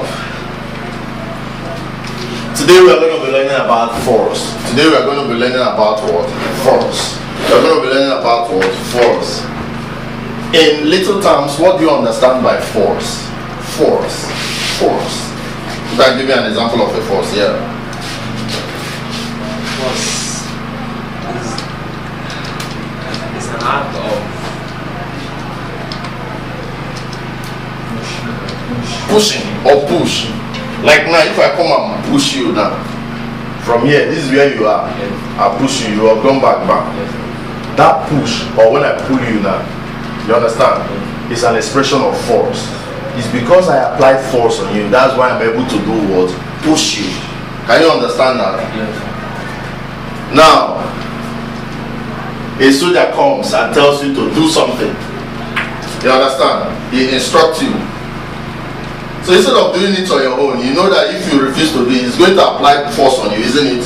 Yes, sir. By force, you do it by what? Force. Push, pull. The act which changes the state of rest. You understand? Normally, if nobody touched you or applied a force on you, you would have been standing like you're standing. You understand? When you're standing and not moving, you are said to be in a state of what? Rest. So that very act which changes the state of rest of a body or its motion in a straight line, or let's say you're moving in a straight line and a heavy breeze blows. Have you seen something moving and a heavy breeze blows and it carries that thing away? When you're watching places like CNN, you hear about Hurricane Katrina, all those hurricanes, you understand? Wild force, they are coming with force. Something that should have been moving in a straight line, it takes you out of that straight line. Such is known as what? Such is known as what? Force. So force is an act which changes the state of rest of a body or its motion in a straight line. You understand? So anything that can make you to, instead of standing like this, you bend, is a what? Force. If somebody come and pushes you, you're changing your state of rest because of the applied word force. Because of the applied word force. It can simply be said to mean push or what? Pull. You understand? Whenever you're pushing or pulling a person, you're applying a force. You're applying a what? Force. You're applying a what? Force. It is defined. It is represented by the unit known as what? Newton. Unit known as what? Newton. And how do you define Newton? Newton is simply the word force required to give a unit kilogram mass and acceleration of what? 1 meter per what? Second square. What are the types of force we have? We have 3 types of force. We have what we call contact force, force field, and what? Nuclear force. Have you finished writing it? I can clean it up. So I'm going to explain the 3 types of force that we have with examples. Number 1 is what we call what? Contact what? Force. Number 2 is what we call what? Force field. And number 3 is what we call what? Nuclear force. Whenever you're talking about contact force, you're talking about forces that come to be because of contact of two surfaces. Because of contact of what? Two surfaces, like friction. You know what friction is? When you're moving a rough surface against another rough surface, that force that says no, you will not move over me, you will not move over me, that is the word friction, isn't it?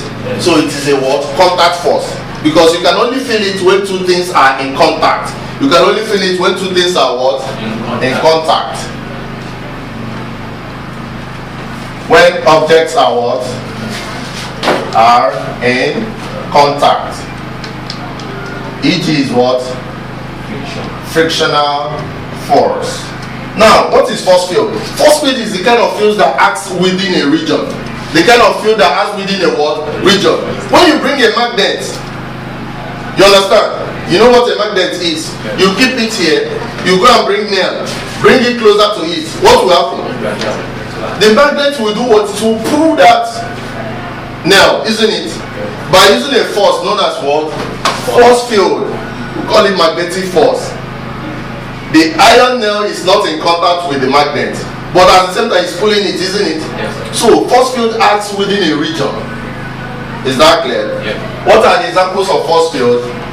We have magnetic, we have what? Electrical, and we have what?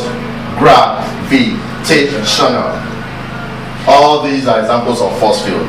You understand? When they throw you into the air now, or you are in an aeroplane, and suddenly you want to jump from the aeroplane, you understand? The force of gravity of the earth is what will pull you down, isn't it? You cannot go out of the aeroplane and hang there. There is a force that is pulling you down, but that force is not touching you, but it's acting within a region of the earth. So such force is a what? Force field, and that is called gravitational what? Force. Is that clear? Then the last part of force is what we call the what?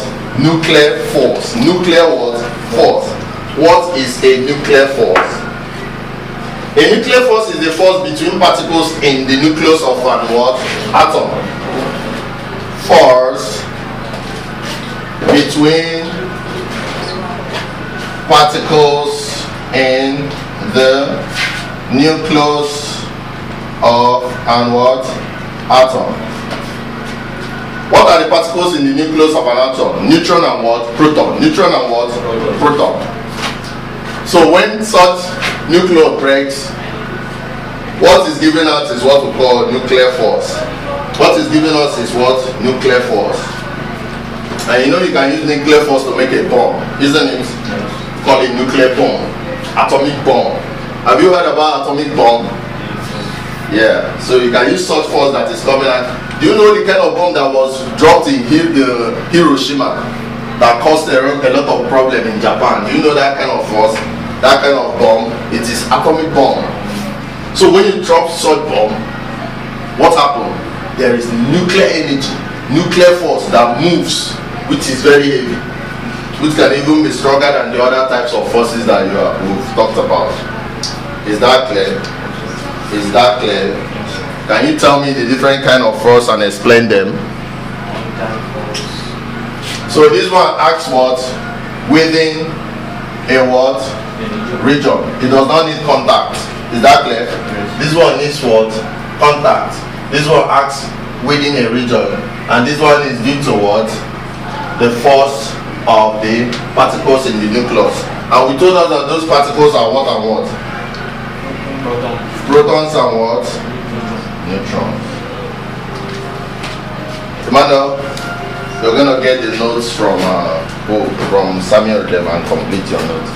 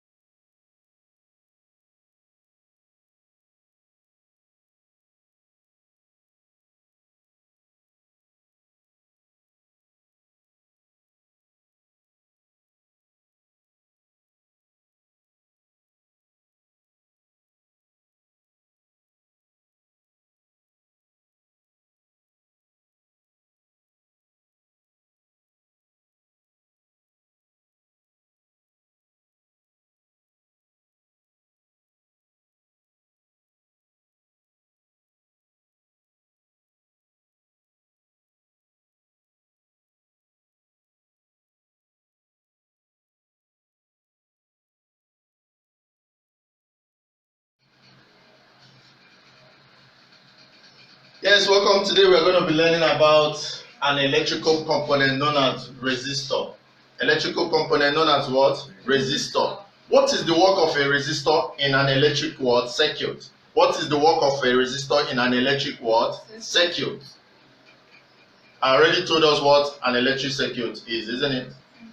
Connection of electrical components using wire across the terminals of a cell, isn't it? So if one of those components is a resistor, what is a resistor? What will be the work of the resistor? A resistor is any electrical material or conductor which forms resistance. Which forms what? Resistance to the free flow of current in the circuit. You understand? Current is flowing like this. All of a sudden something is there preventing the current from flowing easily. So that thing that is there preventing the current from flowing easily is known as what? A resistor. It's known as a what? Resistor. Is that clear? That component that prevents the free flow of electric current in an electric circuit is known as a what? Resistor. Is that clear? And this resistance is measured in what? Ohms. You understand? The ability of a resistor to resist the free flow of current is measured in what? Ohms. It's measured in what? Ohms. And resistors are made of what? Wire. You understand? Carbon or what? Graphite. That is wound round and what? Insulator. One round and what? Insulator. You understand? That's how you make a resistor. Is that clear? So now you look at the factors that affect the resistance of a wire. What can make the resistance of a wire to be so big or to be so small? What are those factors? JAMB will ask you, which of the following is not a factor affecting the resistance of a wire? And the options we have here is what? Length of a what? Wire. It can be a factor that can affect the what? Resistance of a wire. Cross-sectional area of the insulator plate, temperature of the resistor, or what? The nature of the material that the insulator is made up of. Is that clear? Those are the factors that can affect the what? Resistance of a wire. One is what? Length of the wire, cross-sectional area of the resistor, nature of the material that the resistor is made of, and what? Temperature. Those are the factors that affect the resistance of a wire. Now we look at the determination of the what? Effective resistance of two or more resistors connected in a circuit. Every big circuit that will do a very great amount of work is normally made up of two or more numbers of what? Resistor. It's not only one resistor. So how do you calculate the total resistance or the effective resistance in the circuit? Is that clear? So if you look at the connection here, who can tell me the difference between how this resistor 1, resistor 2 and resistor 3? Who can tell me the difference between the connection here and the connection here? This first connection is not what we know as what? Series connection. Whereas the second one is what we know as what? Parallel connection. Can you see this one? It's moving from one resistor to the other. You understand? Through the wire back to the terminal. But this one is what? This one diverges. You understand? It's having one resistor on top of the other. You understand? Whenever you have a structure like this, we call it what? Parallel what? Connection, because they are in parallel lines. Can you see the resistors? They are in parallel. But this one that is meeting one after the other, the terminal of this one meeting with the other one is known as what? Series connection. Is that clear? So whenever you want to find the total resistance for a series connection, you simply do what? Add up the individual resistance. Is that clear? You just add them up. Simple mathematics. Is that clear? But whenever you want to calculate the effective resistance for parallel connection, you have to do the reciprocal of the effective resistance is equal to what? The reciprocals of the different individual what? Resistance. Is that clear? So you make this REF the subject. You understand? And solve down for you to get the effective resistance here. But here is very, very simple. You just add up. So if this is 3 ohms and this is 2 ohms and this is 1 ohms, what will be the total resistance, effective resistance? It will be what? 3 plus 2 plus 1, which is what? 6 ohms. You understand? But if this one is 3, this one is 2, this one is 1, can it be 6 again? It will not. You have to get the reciprocal and solve down the mathematics. And that's what we are going to do in the next class. You understand? We are going to look at how to solve these problems. Is that clear?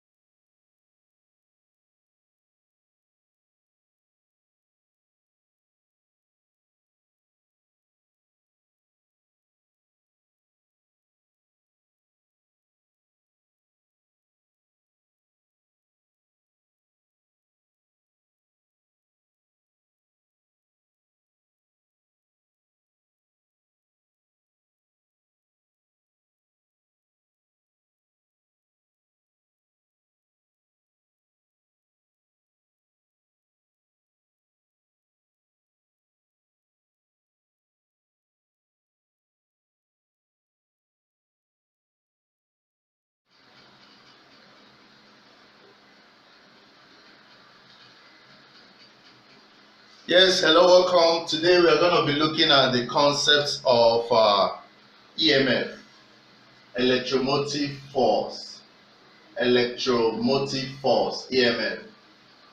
potential difference, PD, efficiency of a cell, and lost volts. So we are looking at 4 concepts in electricity today. Number 1 is electromotive force, EMF. Number 2 is potential difference. Number 3 is efficiency of the cell, and number 4 is lost volt. What is electromotive force, EMF? I told us in the previous class that electric current flows whenever there is supply of charges from a cell. Normally we call a cell battery. Without a battery, you cannot see what is supplying the charges. And when these charges that are supplied flow through the circuit, we have what we call electric current. For current to flow, there has to be a cell, there has to be a battery that supplies the charges. So the electromotive force, EMF of the cell supplying the charges. The electromotive force of a cell is the total energy generated per column. It is the potential difference across the terminals of the cell in an open circuit, and it is measured in volts. So for the battery to supply the charges that will move as a current around the circuit, there has to be a cell. And what is the force in the cell that enables the charges to move? That force is known as electromotive force. So when you have a battery or a cell, the force that enables it to let the current or the electric charge to flow in the circuit is known as the word EMF. So this electromotive force is actually the energy generated per column that enables charges to flow through a circuit, and it is measured in volts.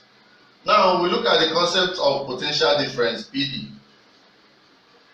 If the cell is not connected to other electrical instruments or electrical components, the potential difference across the circuit will just be the EMF of the cell. But once the circuit is connected with other things like resistors, capacitors, and other things, then we talk about potential difference.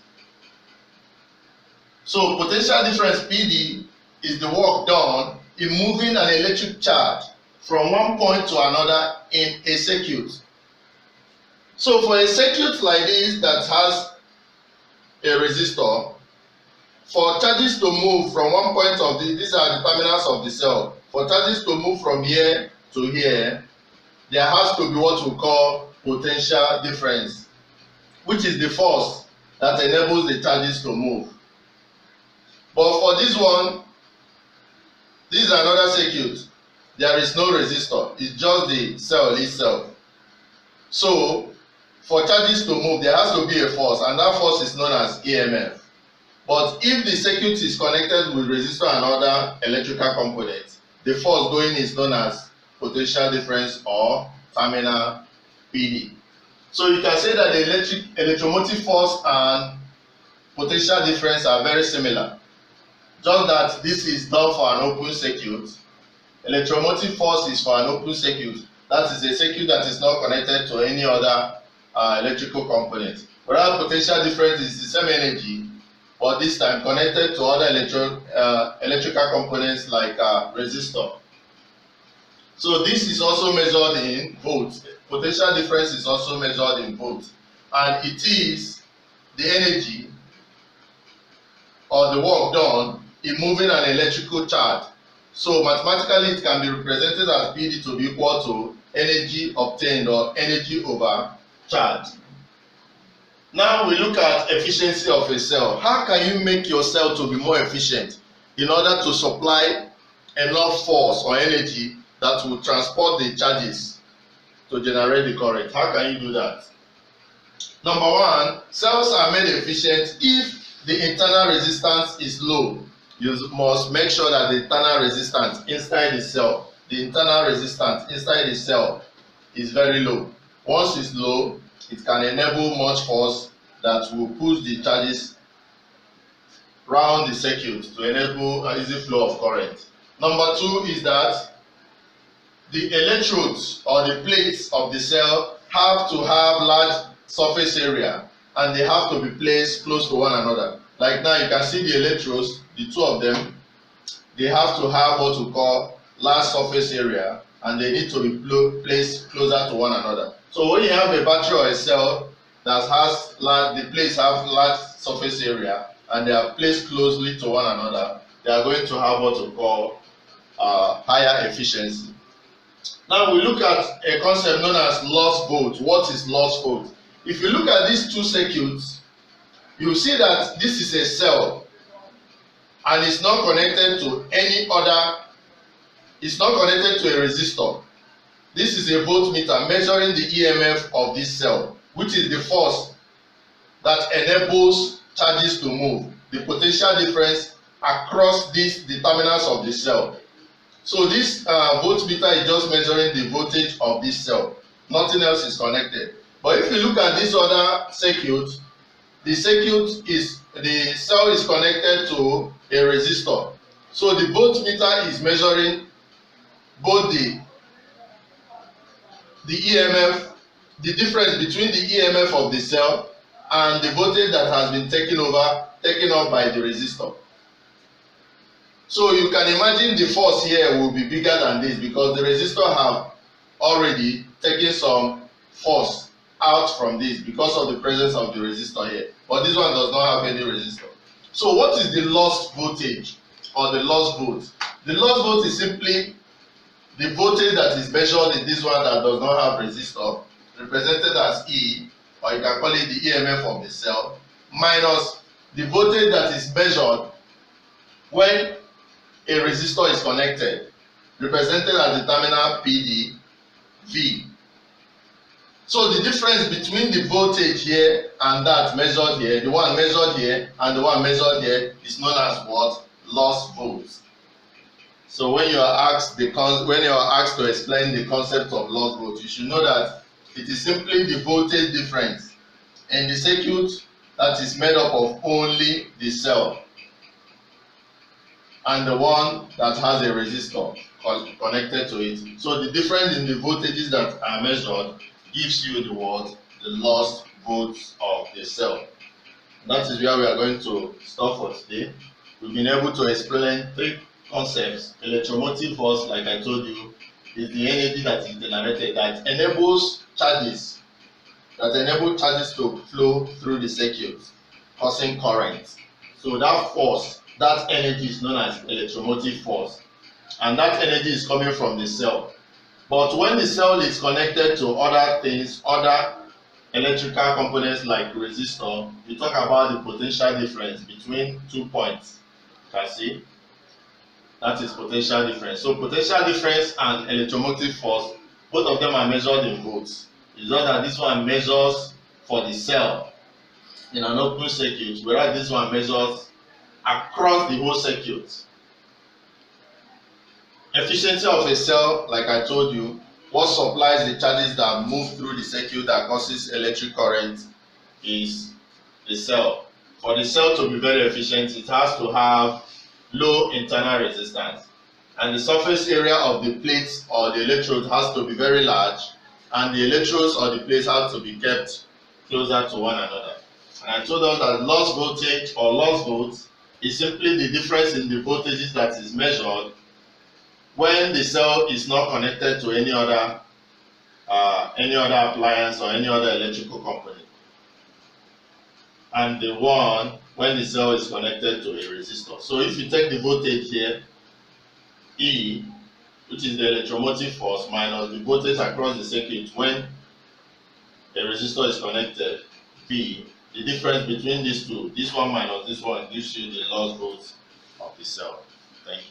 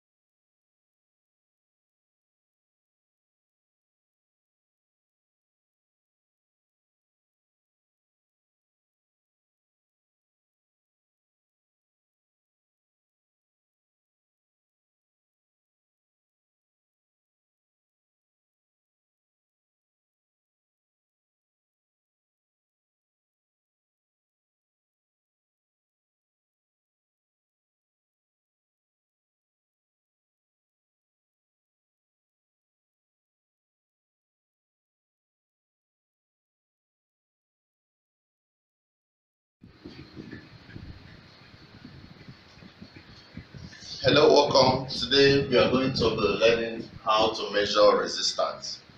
We want to learn how to measure the resistance of a resistor. And what is a resistor? A resistor, like I told us in the previous class, is any electrical material that prevents the free flow of electricity. When you have an electric circuit, the work of the resistor, or the definition of a resistor, is that electrical component or electrical material in the electric circuit that prevents the easy flow, the free flow of electricity. So how do we measure the ability of a resistor to prevent the free flow of electricity, which is resistance? How do we measure the resistance of a resistor? How can we measure the ability of a given resistor to prevent the easy flow of electricity? There are three ways to do that. Number one is that we can use the voltmeter ammeter method. Number one is that we can use the voltmeter ammeter method. Number two is that we can use the Winston bridge. We can use a setup or an apparatus known as Winston bridge. And number three, we can use another apparatus known as meter bridge. So three ways of measuring the resistance of a resistor are: number one, voltmeter ammeter method; number two, using a Winston bridge; number three, using a meter bridge. So I'm going to explain all these different ways of measuring resistance. So number one is that we can use voltmeter ammeter method, and this is the setup. You have an electric circuit. This is the voltmeter measuring the voltage across the terminals, and this is the ammeter measuring the current. So if you have a graph where you plot the values that are gotten from the ammeter reading and the voltmeter reading, as you vary the variable resistor, you're going to have something like this. This is the volt. If you have V1, you're going to have ammeter reading of I1. So when you have V1, you take it across. When you have I1, you take this reading. When you have V2, you take it to where you have I2, you take this. When you have V3, you take it to where you have I3. You understand? So you measure the corresponding values from the voltmeter and the ammeter. Then when you plot a straight line graph, which is what you're going to get, the slope, which is V all over I, is equal to the what? Resistance. And as you know that we said that Ohm's law states that V is equal to IR. So if you make R the subject of the formula, you have V all over I, which is also the slope that you will get from plotting the corresponding values of V and I. So that slope is the resistance. So that is one way of measuring the resistance of a resistor. Number two is by having a setup like this. This setup is known as a Winston bridge. This is done by comparing. When you have R unknown, the resistance that you don't know, R, but you know the resistance of R1, R2, and R3. How do you get to know the unknown resistance? So how do you do it? You have to adjust by closing the switches K2 and K1 until there is no deflection in the galvanometer. This is the galvanometer measuring the current. So once there is no deflection, then you balance this equation in this way. The unknown resistance R all over the opposite resistance R3 is equal to R1 all over the opposite resistance R2. So when you make such balance, you make R the subject of the formula, it will give you R1, R3 all over R2. Then you solve the calculation, it will give us the resistance of the unknown resistor. So that's number two way of measuring, by comparing the resistance of the ones you know with the one that you don't know in order to get the value of the unknown. Now, using a meter bridge, the meter bridge is simply the practical type of Winston bridge used by comparing resistance of two resistors, R1 and R2, in relation to lengths, L1, L2. So this Winston bridge and the meter bridge, they are very similar.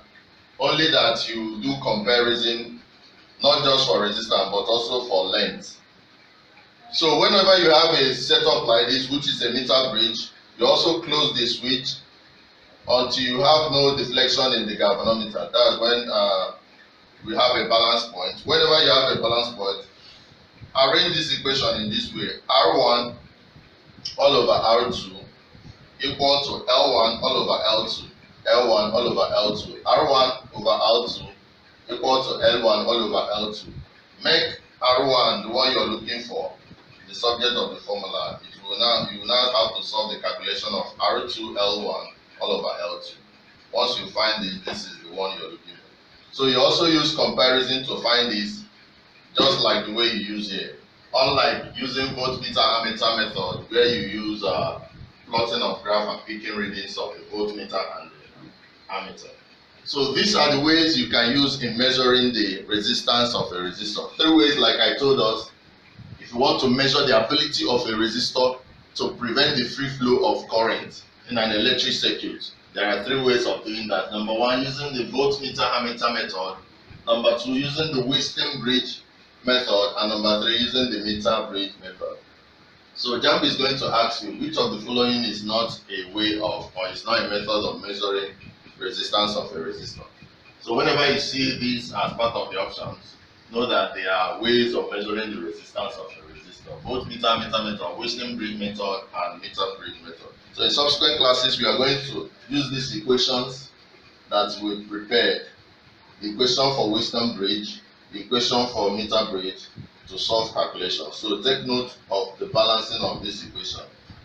R for Wheatstone bridge, R all over the opposite, this all over the opposite. Whereas for meter bridge, R1 over R2 all over L1 over L2.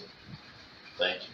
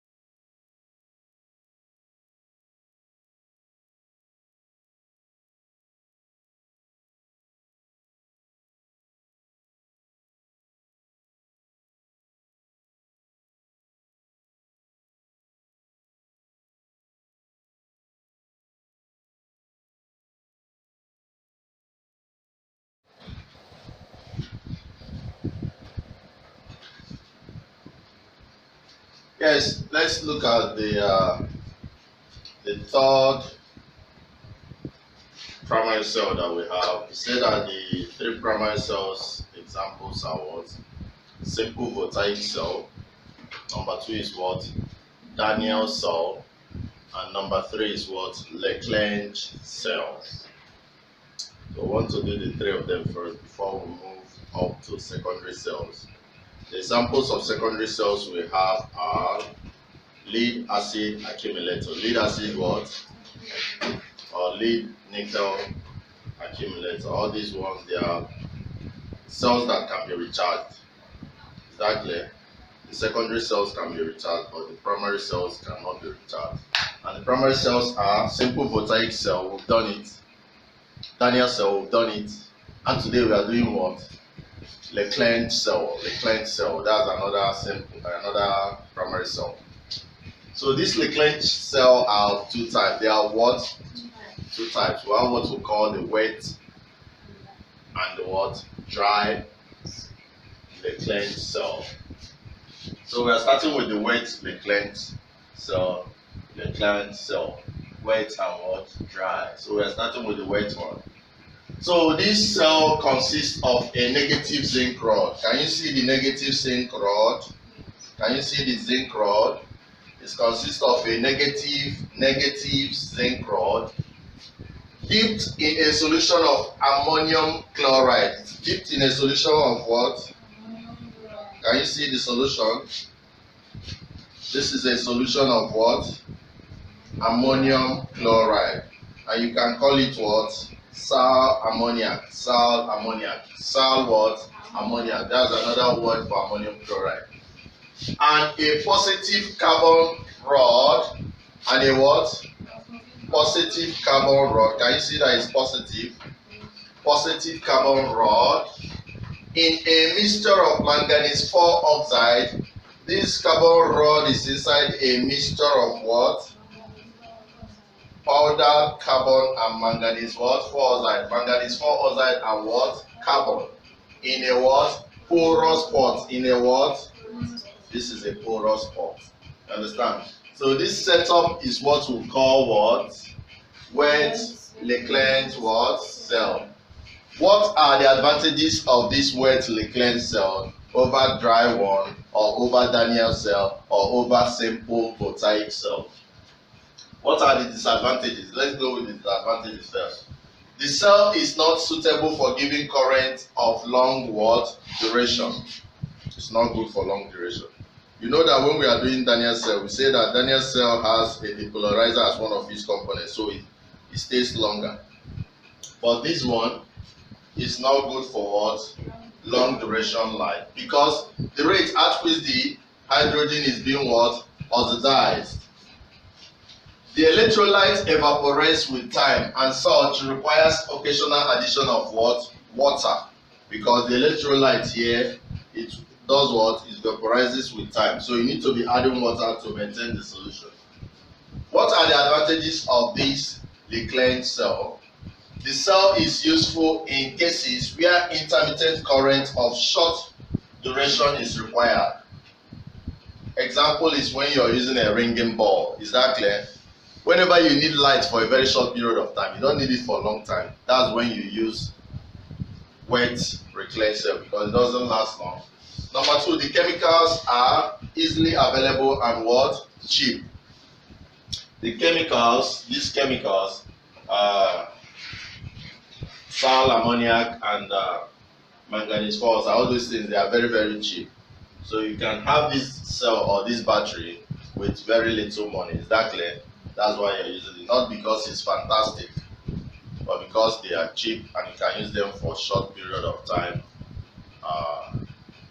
cases, like when you're using ringing bulbs. Is that clear?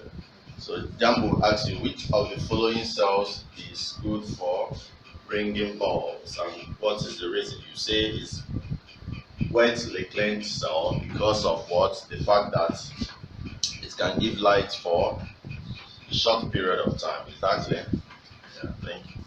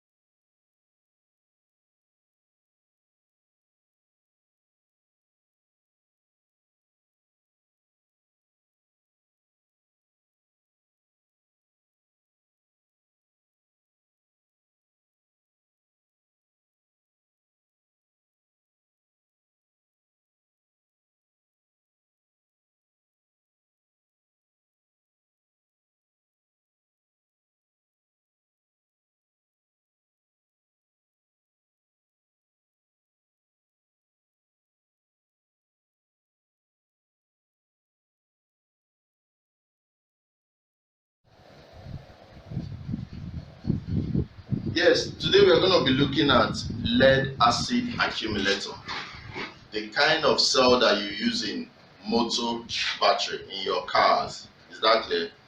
The cars that you see driving on the streets and roads, they use the kind of cell or battery known as what? Lead acid what? Accumulator. So whenever you hear lead acid accumulator, your mind should go to car battery. Your mind should go to what? Car battery. So what is the arrangement inside that car battery that you carry? This consists of red lead. You can see back lead lead 304. You understand? This is the formula for the red lead. As positive what? Electrode. You know that every cell must have a positive and what? Negative electrode. So the positive is red lead, whereas the negative electrode is what? Lead oxide, PbO. You understand? So red lead Pb3O4 is what? Positive electrode, whereas lead oxide PbO is the what? Negative electrode. On charging, the positive electrode, which one is the positive electrode? Red lead, but it becomes, on charging now, the positive electrode will change. It will no longer be this. It will become what? Red oxide. Instead of being negative, it will turn to positive. You understand? Why the negative electrode will now be converted to what? Lead. So the electrode changes. You understand? This one will, when it's discharging, when you're using it, you understand? The positive electrode will be red lead and the negative will be what? Lead oxide when you're using it. But after using it, when the battery is low, when you want to charge it, the two electrode changes. You understand? The positive becomes negative. You understand? So and it reverses. That's why you can recharge it. You understand? If not, once you finish using it, it will not be used again. But because you can reverse the electrode during charging and during discharging, that's why you can recharge. The electrolyte is dilute what? Tetraoxosulfate what? 6 acid. On discharging, lead 2 sulfate forms slowly on the plate, while the acid becomes more dilute. You understand? You see that the acid is what? Dilute tetraoxosulfate 6. When you keep using it, it will become more dilute. So it will now have a density of what? 1.15. But the one that is fresh, that is not yet used, the density is what? 1.25. You understand? So when it is discharged, it will have density of what? You see that?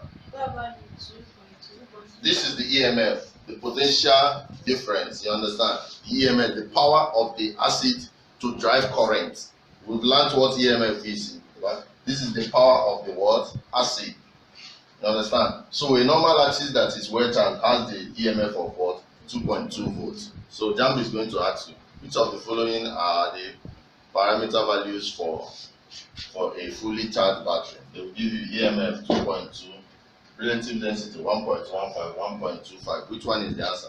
The relative density of a fully charged battery has to be what? 1.25, and the EMF has to be what? 2.2 volts. Is that clear? So when you continue using your battery, when it's discharging, the acid, the electrolyte will become more dilute. That's why they say if you want to go and recharge your battery, when you take it to mechanic, they will say let's change the acid, because they want to put an acid that has the right relative density of what? 1.25, so that it can be working normally. Is that clear?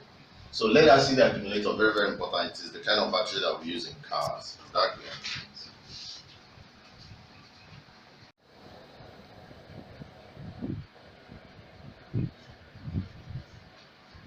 Yes, today we are going to be looking at nickel cadmium alkaline cell. Nickel what? Cadmium alkaline cell. The first one we learned about lead acid accumulator. You know, we have acid, we have base, we have what? Salt. Is it not? Acid, base, salt in chemistry. Is it not? Acid that has pH of 1 to 7. Base that has pH of 7 to what? 40. Understand? Neutral is around 7 bar. Good. So if you want to prepare a battery, it's either you're having lead acid or you have lead alkaline. You understand? Alkaline is another word for base. Alkaline is another word for what? So we learned about lead acid the first time. Now we are looking at lead. We are looking at nickel alkaline. not nickel lead alkaline, actually nickel alkaline. Is that clear? That's another kind of accumulator that you have. You understand? I told us that we have two types of accumulator, two types of secondary cell, two types of storage cell. So you can either call it accumulator, secondary cell, or what? Storage cell. Two types. And number one is what? Lead acid accumulator, which is what we just finished learning. Now we're going to be learning about nickel cadmium alkaline cell. So the first one is acid in nature, acidic in nature. This one is what? Basic or alkaline in nature. And this consists of a positive electrode of what? Nickel plated what? Iron tubes. Those iron tubes are packed or filled with what? Nickel 2 hydroxide. And a negative electrode of what? Similar to, but this time around filled with what? Cadmium. And a little iron to improve on its what? Efficiency. Now, a nickel plated steel is used as the what? Container. And potassium hydroxide solution as the what? Electrolyte. You can see that the electrolyte is what? Potassium hydroxide, which is a base or an alkaline. But in the lead acid accumulator that we learned earlier, the electrolyte is what? Tetrahydrosulfate, what? 6 acid. You see the difference? So the electrolyte here is a base, the other one is alkaline. The other one is acidic. What are the advantages of alkaline cell? They can be what? Recharged. They can charge at a high rate without what? Damage. They have longer lifespan than the what? Lead acid accumulator. They can be left for a long time in discharge state without what? Damage. The electrolyte requires no attention, unlike the other one that you have to be very careful. They are lighter than what? The lead acid accumulator. If you carry them, they are lighter. The other one, they are very heavy. The lead acid accumulators are very heavy. What are the disadvantages of alkaline cell? Number one, the cell has low what? EMF. And you know that EMF simply is the power of the cell to carry things. Any cell that has smaller EMF might not carry bigger things. So you see, the other one will carry bigger, lead acid accumulators will carry bigger cars, whereas these ones are likely to carry smaller ones because their EMF is the normal EMF of a fully charged battery, which is 1.25. And this EMF continues to what? Fall down as the battery is being what? Discharged. Thank you.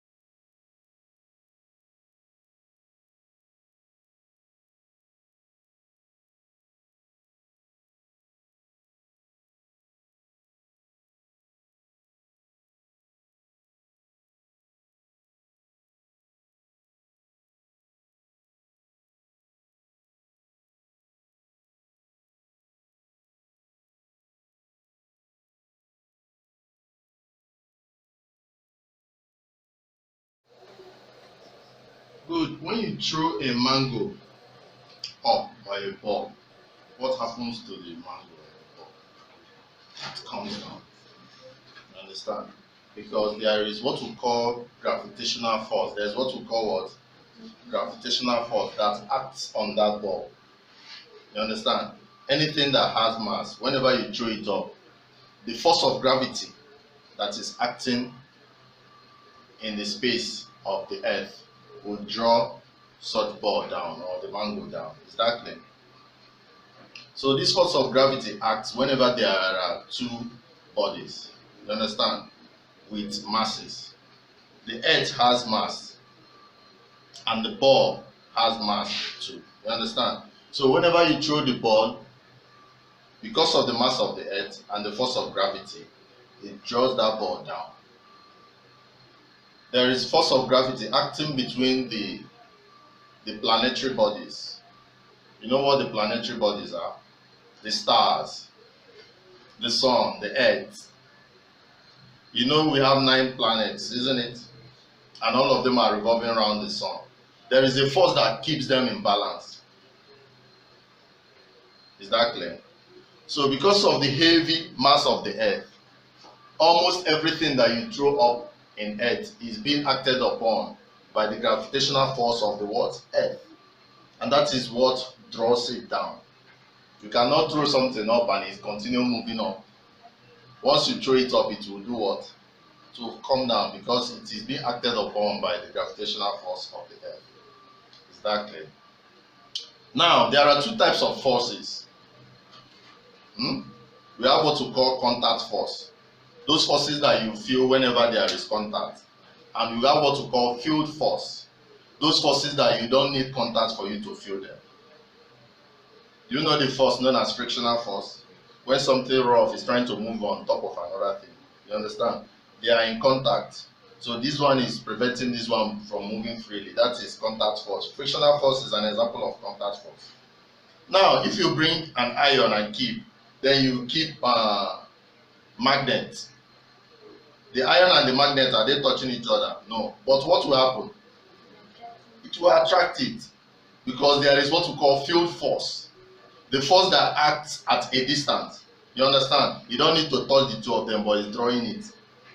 So magnetic force or magnetic field is a field what? Force. The same thing with the earth gravitation. You understand? Gravitational force is also a field force. Because when you throw the mango or the ball, is it touching the earth? No, but the earth is drawing it down. So the force is acting at a distance. Is that clear? So, and that brings us to gravitational field.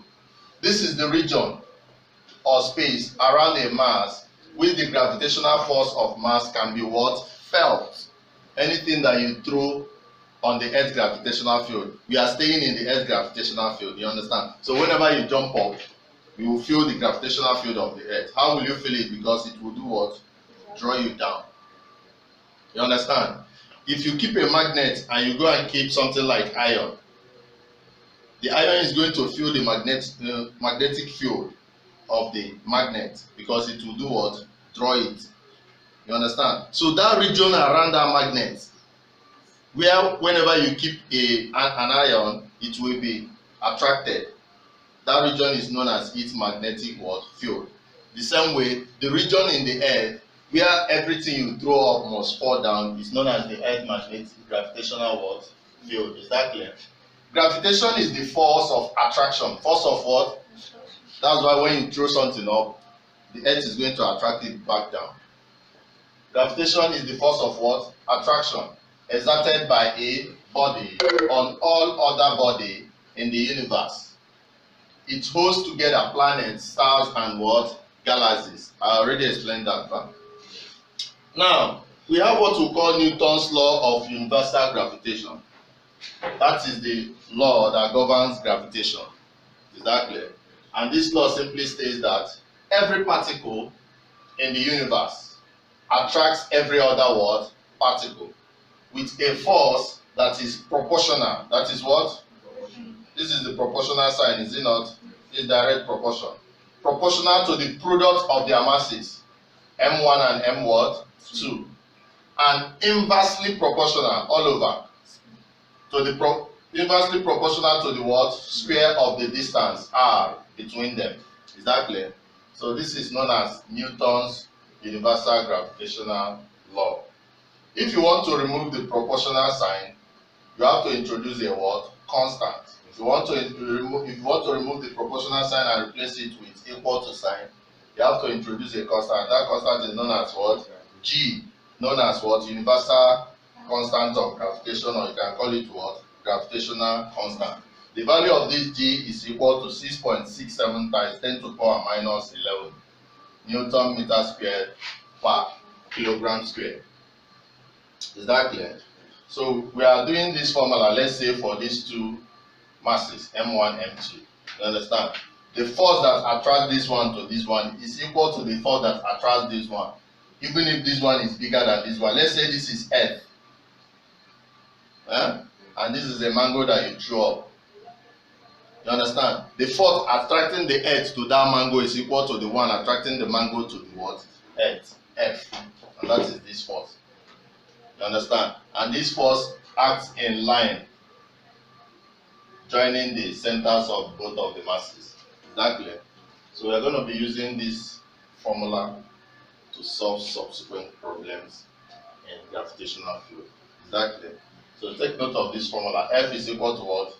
G M1 M2 all over what? R squared. Where M1 and M2 are the masses of the two particles. If you are talking about gravitational attraction of mango on Earth, this M will be what? Mass of Earth. Whereas this one will be what? Mass of the mango. Is that clear? And R will be radius, which is the distance between the two masses that you are considering. Is that clear? So take note of this formula. Subsequent classes, we are going to be using it to solve problems.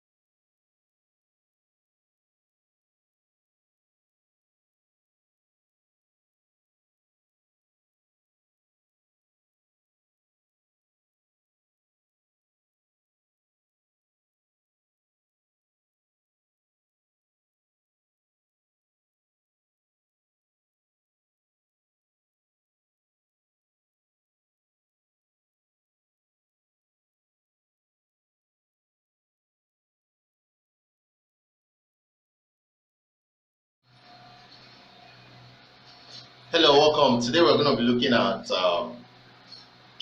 the types of sound that we have. And there are two major classifications of sound. We have what we call musical notes, or we have what we call noise. It's either your sound is making sense. When it's making sense, we call it musical notes. And when it's not making sense, we call it noise. How do we produce a musical note? When we have regular vibration. When regular vibration from mediums. When the sound produced by mediums have regular vibrations. But when there is irregular vibration, we have what we call noise. Is that clear? And these musical notes that are caused by regular vibrations, they have characteristics. And these are pitch, loudness, and what? Quality. So we're going to look at all these. So musical notes and noise. This is X, noise. Sounds are classified into two: musical notes or noise. Musical notes or tones are produced by body undergoing regular vibrations at constant frequencies. They differ from one another. And we have the characteristics of these musical notes. How do we identify that this very sound is a musical note? Number one, it has what we call pitch, which is the position of a note in the musical scale. And we already know the musical scale of do, re, mi, fa, sol, la, ti, do. And it depends actually on the frequency of the sound. It increases as the frequency increases. So whenever the frequency of the sound that is coming out, when the frequency is increasing, the pitch is also increasing. Now we'll talk about the quality or timbre. Quality or timbre of a sound, actually, of a musical note, actually depends on the combination of overtones and harmonics. Overtones or harmonics. So what are overtones or harmonics? Overtones or harmonics are actually notes of higher frequency than the fundamental note. So any note that has higher frequency than the fundamental note, call it overtone or harmony. Now, this quality actually helps you to differentiate notes that are coming from different instruments. If you're playing a guitar or a drum, the quality of the sound tells you that this sound is coming from a guitar, this sound is coming from a piano. Now, thirdly, we have what we call loudness, which depends on the amplitude of the vibration producing the note. So if the amplitude of the vibration producing the note is very much, you have loud noise or loud sound actually. Now we look at intensity. Intensity is the flow of energy per unit area perpendicular to the direction of wave. I equal to E, energy all over area. That is what intensity is. And this intensity is dependent on the density of air. It's also dependent on the square of frequency, and it's also dependent on the square of the amplitude. Very important. Now, we say that sound is classified into musical notes and noise. What is noise? Noise is produced by irregular disturbance, which sets up an irregular train of refraction and compression in the air medium. So, irregularity in sound, that's actually what causes noise. It doesn't make more sense. Now, we'll talk about beats. Beats are produced by two sources of sound of nearly but not exactly the same frequencies, but similar amplitude. They are caused by interference. So we have what we call beats. When you go to a studio, you say you're making beats. So beat is actually a combination of sounds of nearly equal frequency, but not exactly, very near. So that it makes sense. So you do beats in studio, combine different sounds, two sounds, beats produced by two sounds. It has to be two types of nearly what? Nearly but not exactly the same frequency, but similar amplitude. So whenever we're talking about amplitude, we're talking about loudness. But whenever we're talking about frequency, we're talking about pitch. So almost equal pitch and loudness, combine the two from two different sounds, gives you a very nice beat. Please, if you like this, hit the subscribe button. Share this. If you have any questions, drop it on the comment section. Thank you. God bless.